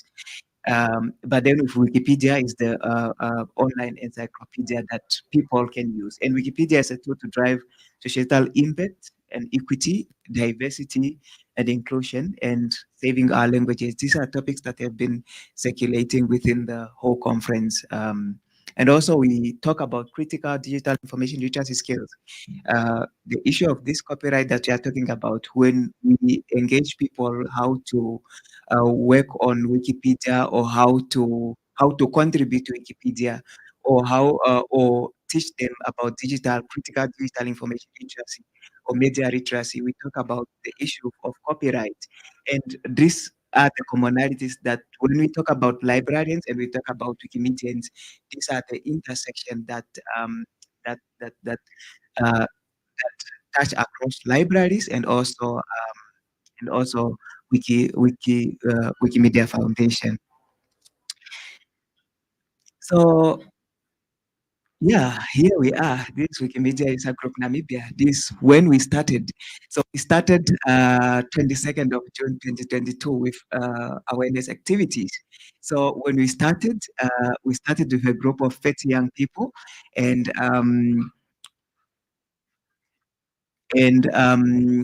what we did first is consultations. We did consultations. We did consultations with no problem.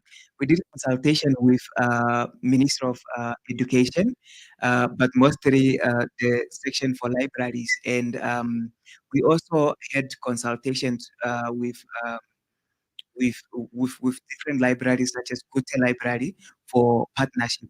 And then we had a lot of conversations. Who is doing what we are trying to do in the country? Who is currently trying to edit Wikipedia and in that space? So we found out that there were people, but we couldn't really get to those people. So we had a lot of conversations, and we had a lot of conversation with our National Information Workers Association of Namibia, just to get what are the people doing in terms of the Wikipedia space. It is quite a fairly new thing in Namibia. It's not really new. We have like uh, um, uh, Wikipedians in Namibia, or Wikipedians in Namibia that heavily edit Afrikaans Wikipedia and also English Wikipedia, where we have most of the administrators. But then we could not get to those people. So those are the conversations that we had first. And then we had those conversations in our workplaces. I'm a librarian, an instruction librarian within the government. And he was also a librarian for school libraries, in government, but now he's working for an academic institution. So we had those conversations, and then it was not the conception is still there to say Wikipedia is not, we cannot give you an ear if you are talking about Wikipedia. Or if you have to disappear from work for 1 hour to go consult someone or to go have conversations, I'm not going to support that. So we encountered some of those, and we are going to talk about them in the challenges. So we started with awareness project where we had 30 editors. And then we had several editathons, photo contests. These are some of the things that people do. We are not going to go in there. And we also have a task team. The important, the very crucial thing that we had a task team. So I gathered a team of librarians, or people that had the interest that I had, so that we can come together and then conceptualize the group. So in terms of, it was also hard to get to the to get to what people are doing in Southern Africa. That time I didn't really know the South African chapter, but then I met Ingrid and she helped me in terms of connecting me to different Wikimedians that I worked with to conceptualize this group. And also, we got our affiliation status only this year in May 2024. So that was our that was our journey. So that was our journey. It was not as all journeys, we have different journeys, and it was not easy at all because we had to. You have a full-time job. You also have you also have. Let me say, you are working. I heavily work in the National Information Workers Association of Namibia. So create or trying to balance these threads between Wikipedia, between the association, and also between the work. It's one of the things that it was hectic, but I did make strides in there to make sure that I integrate what I do in terms of Wikipedia in my work life balance. And I was and I was a master student by then, and a current PhD student. So yeah, so it was quite hectic on my side, but with the task team, we managed to pull it out. So this is an iconic picture. So we have an iconic picture here where we have all the stakeholders during the first meeting. So we have officials from UNESCO. We try to engage UNESCO. We have officials from Ministry of Education, the director and the deputy director, and also the chiefs. And we also have I also got support from Ministry of Mines and Energy where I work. I got the deputy director And and also from Goethe Institute also partner with us, and that is how we conceptualize this group. So this was very iconic, and you can see the whole group, young people. We tried to engage. We had students from University of Namibia. We also have students from different institutions, and we have Eric areas. So we were focusing on that particular group. Yes. So these are some of the statistics. They are not all there, just some of the statistics of what we have done in terms of when we're conceptualizing that. We are currently only working on Wikimedia or Wikipedia on the English Wikipedia. We don't have. We are still struggling to come up with the indigenous languages. They are still in incubator. They only have like few few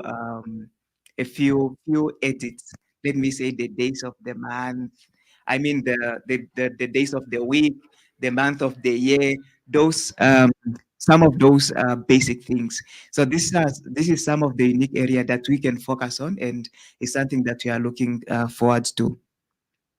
Yes, what have we learned, Martin? Yeah, thank you very much.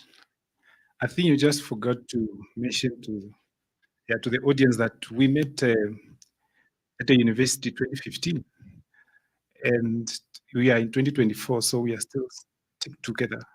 We are still a team. Now we are in Johannesburg, so it has been a long journey. But what we've learned so far is that we need to understand, because we are dealing with a diverse team, with people who are just graduated from the university, people who are just starting their career, people who are going to schools. So we are trying to know them. What are they really passionate about? What are they really trying to achieve with this tool of Wikipedia? And also to try to capitalize on their strength. If somebody is good at social media, can you try to exploit that so that you create a bit of of presence in that area? So what we also have done is that we don't forget that this is a volunteer thing. It's not a full-time job, because there are people who think that because you are a volunteer, you can work as a slave. We have to consider our people, that you are here to volunteer, and we value your time. So we don't bend our volunteers. We always have give them time to breathe, and also to do the work, and quality work, by the way. And also when they encounter challenges, when you are doing, when they are introducing Wikipedia to people, they always face challenges. For example, bad feedback from admins or comment to say, can you remove this article? We always come to rescue to motivate them to say, no, maybe perhaps here you didn't cite. Can you cite? So we provide that support. And this enable us to have, to retain our volunteers. Because if you don't give them support and you burn them out, like you overwork them, why they should come? They won't. But if you give them this support, they are able to be sticking around and make an impact. And I think today we just got two of our participants who made it in what is the edit? Yeah, the film. Yeah, two of them. So, and these are the people who have been there since the beginning. So this is how you have to keep the team together, and also being patient. You don't have to rush. So the idea of coming up with a community user group started in 2022, and we are in 2024. We just recognized. So you don't have to say maybe this year we should make this happen. You just also have to be patient so that you realize your dream. And also, as he mentioned, he talked about trying to be focused. We don't want to do everything at the same time. Because if you try to do that, you are going to burn out your volunteers. At least we are trying to focus. We are not saying we are being lazy. We are just trying to say we are focusing on a particular task and make sure that we break through that task. And yeah, as it was already indicated, aspect of collaboration. We won't be here, or our community user group will not be here or in existence without the support of the team. I mean, of several stakeholders. So we have to engage several stakeholders so that they can give us, for example, a free venue and or the free Wi-Fi. You can go there. Can I use your facility just to edit a few content? And it happens. And so you have to apply your skills, learn and relearn. If something doesn't work out, you just have to go through that cycle. And it's, yeah, next slide, please. So sometimes the team also get very small. You know, you see that big crowd you've seen there, sometimes get there. So you can see it's just, we are getting support from Gute. The support is still there. And that's a film editathon. The group was small, but we had an impact. So the crowd doesn't matter sometimes. You can be like few like that, and you can still do an impact. So the challenges. So at the beginning, I think the requirement for an affiliation, I think it was around 300 edits in 3 individuals, I think. So when we were about to just say, okay, I think now we are close to 300, the scale was, the bar was put up to 500. And that was a knockout to us to say, how are we going to manage to reach to 500? Because we need another 200 edits. And for you to do that, you still need internet, people motivated, and, you know, energized. So this is just us in the field trying to create visibility in the community. So we're just in a small tailoring shop. Yeah.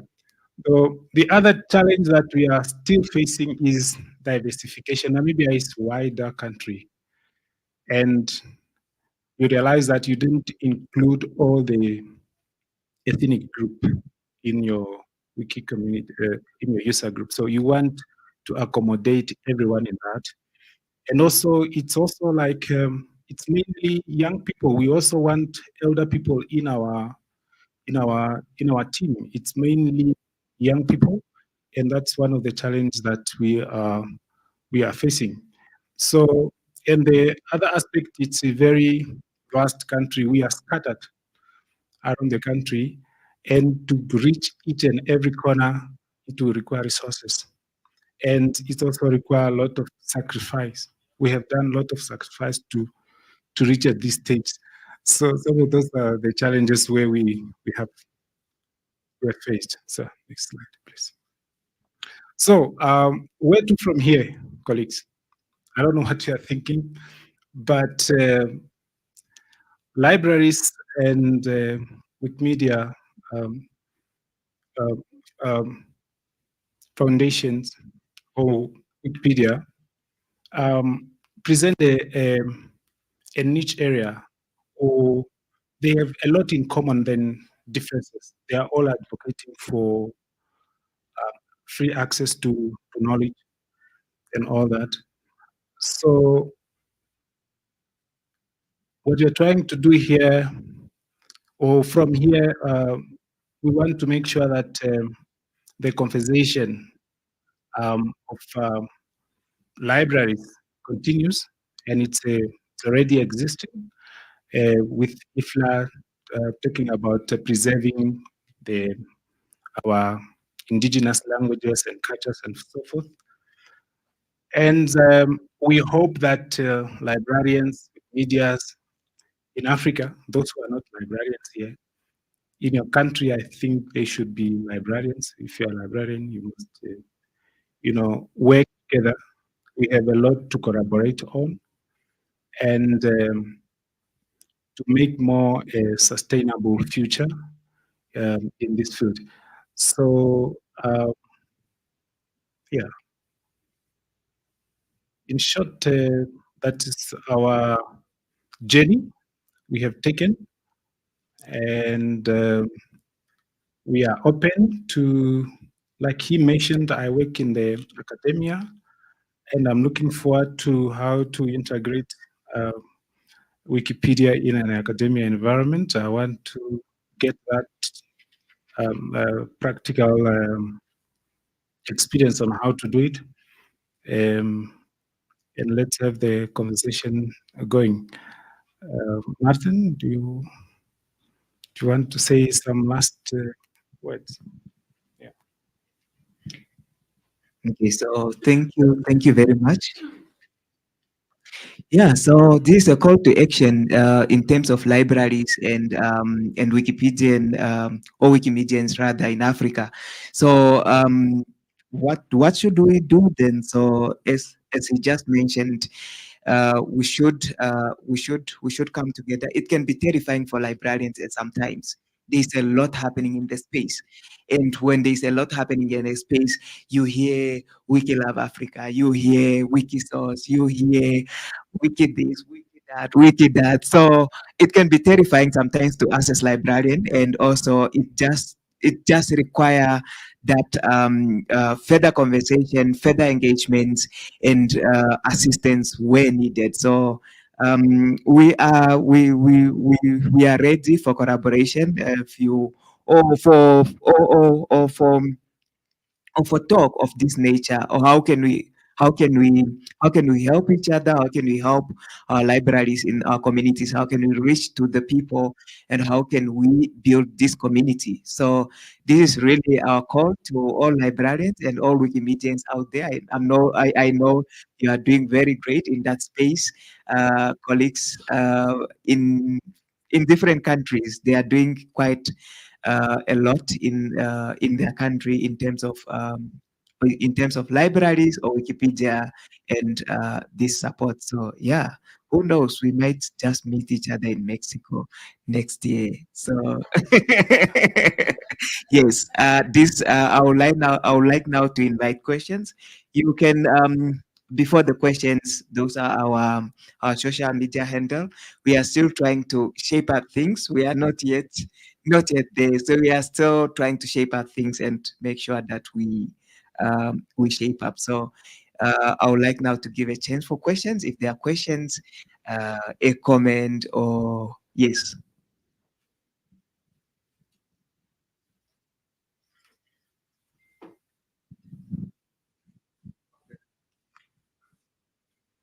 Thank you very much for the wonderful presentation. Myself, being someone from a community where there's no user group, and then there are few editors also. So this is a very interesting topic to me. But there's one thing that concerns me, because getting people to volunteer, and then not only for the sake of doing it, because you may get people, but others will be doing just anything. They can be input in anything. Sometimes something that doesn't make sense, or sentence that are not they are not good. So I don't know whether you have that challenge, and then if someone have that challenge, how do you go about it? Yes, thank you. We encountered that challenge as well, and I think the only solution to that is support. The only solution to that, you get new users that are coming in, and then they will try to make edit. Sometimes with teaching, it takes time for someone to get the concept, so they will make mistakes here and there. Some are silly mistakes. Some are mistakes that can be avoided, and some are those mistakes that are like, no, here you really tried. So it's that support I think that you need to give to the community first. You need to learn from the best. You need to connect with colleagues within your area to say, how do we do this? How do we do this? When you are doing events, or when, let me say, you are doing one rep, you connect with other colleagues within Africa. You can connect to allies. You can connect to other colleagues that did it. And then you, while you are doing that project, you consult them. What do we do in this, and what do we do in this particular instance? And there was a good presentation today about wiki mentorship. So that one, it's very good, and I think Habib presented on it, and I think we need to capitalize on that. Yes, because it gives you a highlight of your mentees and what they are doing, what struggles they are going through, and then you can also engage with them. Yes, Ingrid, thing. I just want to say, I mean, it's you guys have done a really marvelous job. I mean, that you are now recognized as a user. I mean, I think it's congratulations. I mean, I know it's been hard work, and getting it. I was so excited when I got the WhatsApp from from Martin to say it had finally happened. With the libraries, just let me. I mean, if we'd had time this morning, I probably would have shared this. So LIASA, the Library and Information Association of South Africa, has a, a a professional librarians track. I mean, I think you're a professional. Have you got your professional library status? Have you guys got your professional library status? Oh no, we're going to have to do something about that. So as part of it is you've got to require CPD points, and you've got to have, I think it's 20 CPD points over 3 years. And in fact, what we got was I persuaded Liasa to give CPD points for editing, for participating in the One Lib One Ref campaign.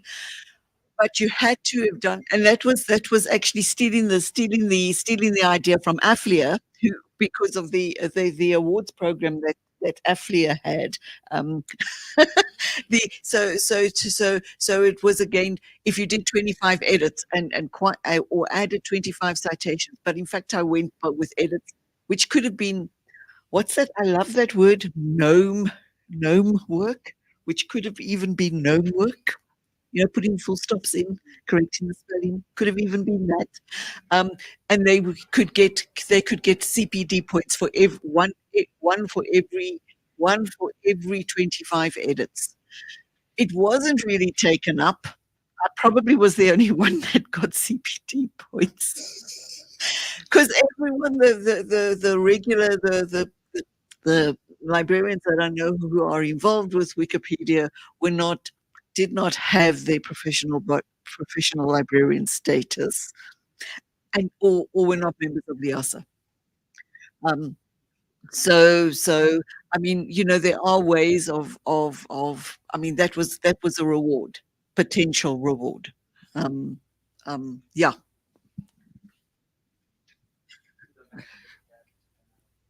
Yes. Thank you so much. That's a great presentation, inspiring indeed, tracing back your engagement from 2015, and you know, there you are in 2024. That's great. Mine is a comment, not a question. Comment comes from the recent conference we had in Kenya, SpaceCal, where I actively participated, and I was looking at the programs which we had. And you see that we are still not shying away from Wikipedia, which should be taking the center stage, because it's a fact that we need to live with. So for in the morning, I think I shared that I come from the academia, and the question he posed how can we really get into this space. That's what I wanted to comment on and come up with some of the solution which has worked on my side. You get that in the library, we teach information literacy. And in Kenya, we are lucky that we have got Commission of University Education, which has actually come up with the standards, which says that at university, we must teach information literacy. But we have had issues in terms of whether this information literacy is going to be taught by librarians or, or embedded, because there's some of the common units or courses which are there. So we had that program where we got trained so that we can push this information literacy to be part of the common unit course. So my take is this: what has worked for me, because we tried to embed it even in the communication skills, it did not work and all that, but we get called every time that we need to go and teach part of the communication skills. So when we go there, you get that you're talking about sources of information and all that. So this is where I took it upon myself for the last 3 or 4 years, where I bring in Wikipedia. And I get time to talk with the lecturers who are teaching this, and I tell them how they are going to set this in exams. Because students, if they are not going to get something in exams, they are not serious about it. But at the same time, I use this opportunity because I love the presentation we had in the morning about mentors. We are trying to put the mission of Wikipedia into their mind, so that they can own it and know the reason why they're supposed to engage into this. So that one has really worked for us. The second strategy which we have been using is orientation. We are doing the orientation. So we don't do orientation in the university like normal, like even 3 hours and you're done. After the normal orientation, we take like a week for library orientation, where we bring all the students there, and we have got all these programs, and we ensure that we are so deliberate to have Wikipedia in that, so that we can teach them from that level. So I'll just share with you those two, which I've seen working very well. And I'm usually happy when I see in the communication skills examination that they set questions touching on Wikipedia, because it's about contribution and all that. So it's a huge milestone. So we have to work together. But I think, again, because I'm a librarian, I'm also a lecturer, so it is easier to work with the faculty to really tell them. So I also encourage those who are not also in the faculty, we have to partner with the faculty, so that even if the university is so rigid to allow this to happen, then we partner with them so that it doesn't come to fruition. Thank you so much. Thank you so much. Thank you so much. That was indeed great. And I think Ingrid is the testament to that. So this year I attended class twice, I think, where the lecturer integrated Wikipedia, and also the assignment was Wiki Lab Africa. So yes. So yes, you can go on. Thank you, Martin. That was a best presentation for today for me personally. I must stand up. Sorry. I just want some advice here, Martin, suggestion. So I want to ask that which strategy did you use to get support, um, either from your top management or from whoever that you are submitting to? Because we are struggling to penetrate other librarians within the city of Johannesburg to join the movement or to be the part of Wikimedians. Is that we cannot do it outside work. It's better when you do it inside the organization, because there are some policies in the city of Johannesburg municipality that prevent us to go deeper. Like for instance, we are librarians under community development department, but within library information services in the city of Johannesburg, there's another department that's called e-learning. So e-learning are the ones that are dealing with digital transformation things. So now, as librarians, we have got parameters, or we can't go outside that border to engage other librarians. like the Department of e-learning. So I just wanna get, how do you get support in terms of your top management? Because we are struggling. We've been trying to push with Matiti, but we are struggling. Like it's like they're blocking us. I know. So now we are frustrated because the reason why we're here is because we've got the zeal, we've got the passion. You know, we want to be there, and we want to invite others, because sometimes, you know, lifelong learning is very important. Like to see like to go out there, because we are like activists in politics. You know, in politics, we work with numbers. Yes, you know, that's a good question right there, and I think one of the thing that we managed to do personally, I started where I was working, where I'm working. So how I did that is that first we do these reviews. We do reviews for to review what you are doing, to review the current trends.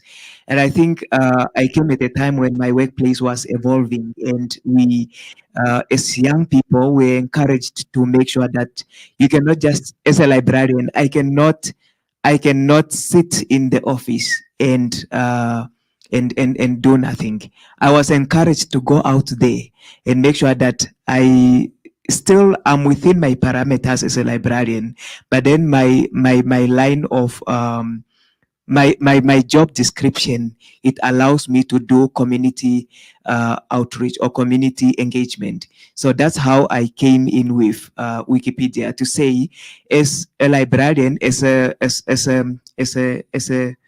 um, at work we call it as a young scientist. I'm working in a science space.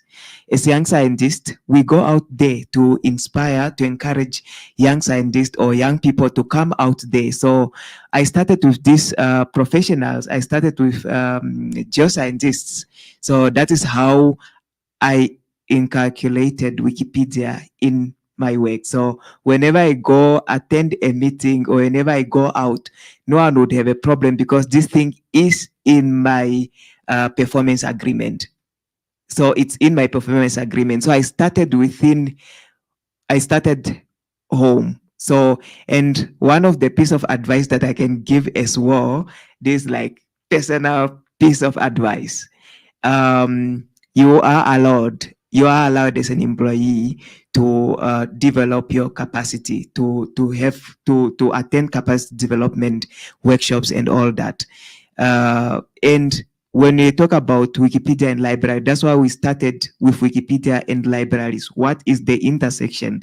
And when you go out today, you don't, in the training that we had earlier, in the pre-training session, we were told you cannot go there, go to the chief librarian, and then you say, this is how to edit Wikipedia. No, you go there with a strategy. You have SDGs, you have sustainable development goals, and then you have education, you have lifelong learning. There are points where I don't even mention Wikipedia in my presentation when I'm talking about Wikipedia. But I myself, I know I'm talking about Wikipedia, but there are those areas where I don't mention it, because I know it's incalculated. When we went to our universities, we were told never ever touch Wikipedia or never ever read Wikipedia, but we read it either ways without knowing. So now getting to these people, getting to the director to speak, and then you are speaking about Wikipedia, like, are you crazy? What are you doing? And we don't engage in those. We have serious things to do. But then you come in sustainable development goals, your digital transformation, the critical digital information literacy skills. So these are some of the areas that you that you need to come. Let me say, as librarian in City of Johannesburg, you just want to partner with e-learning people so that you can also enhance the lifelong learning of the City of Johannesburg citizens. As simple as such.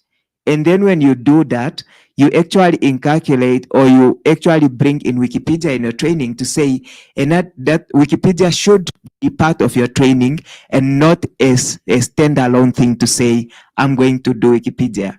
I'm going to teach people digital information literacy skills.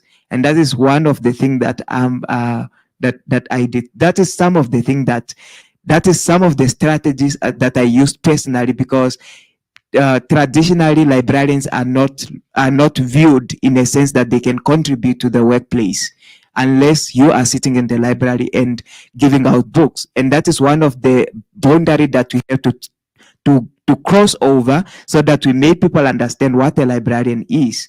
And then thereafter, we can then bring in how can librarian advance social justice, how can we advance open access, and how can we advance free access to knowledge. So that is one of the strategies that I have used.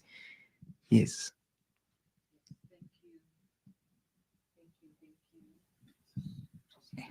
Right. Thank you so much.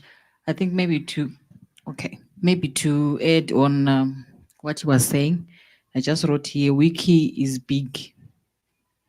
One thing that confused me last year in Wiki Indaba at Morocco was that Wiki is too big for me. So the thing is, let's find a corner, or let's find a gap where we can fit in. Let's not try to do everything, because it will actually confuse our employees and make them angry, because there are a lot of things that we can do with Wiki. But try and do what there's a gap. You see there's a gap in my country.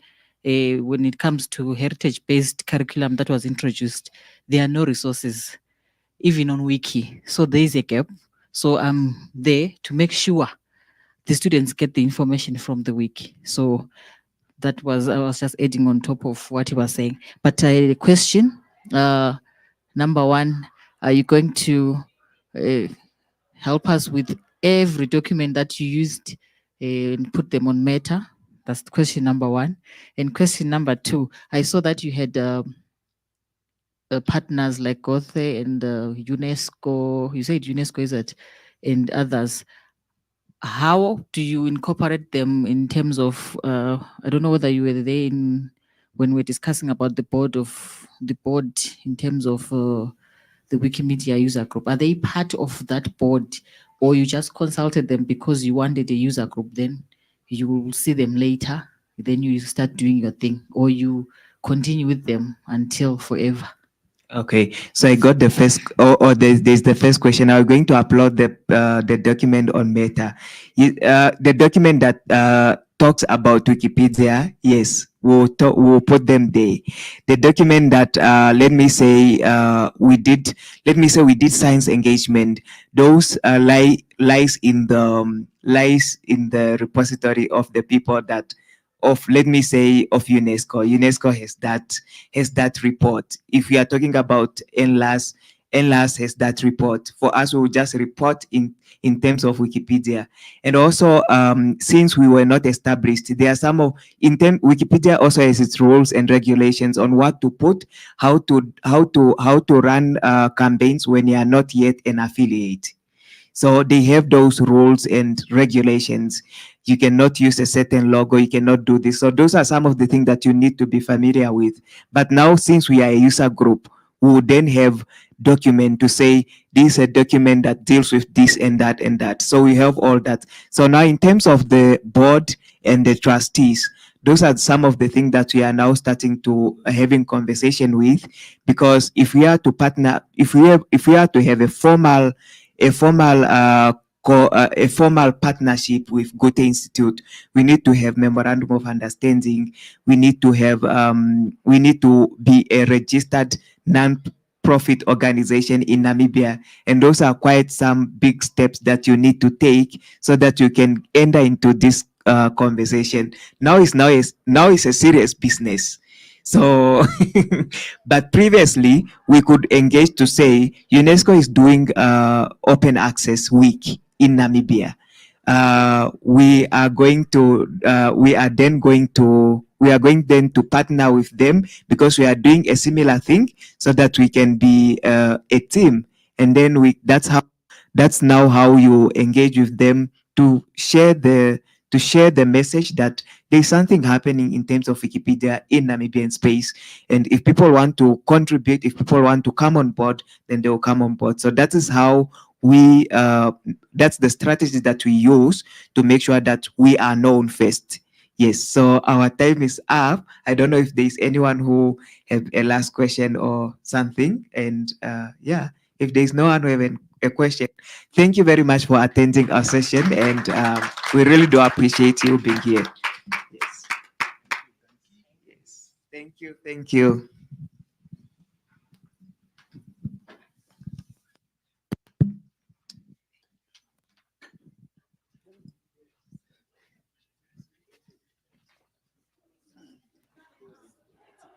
Yeah, that's the next session is I think maybe it's better we keep it in the front. So okay, these two. Yeah, is there another session, you know? Yes, I think so. Okay.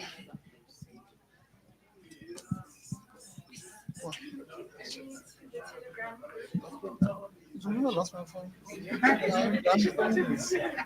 I communicate with phone call now. But I'll keep it. Ingrid, your help is needed.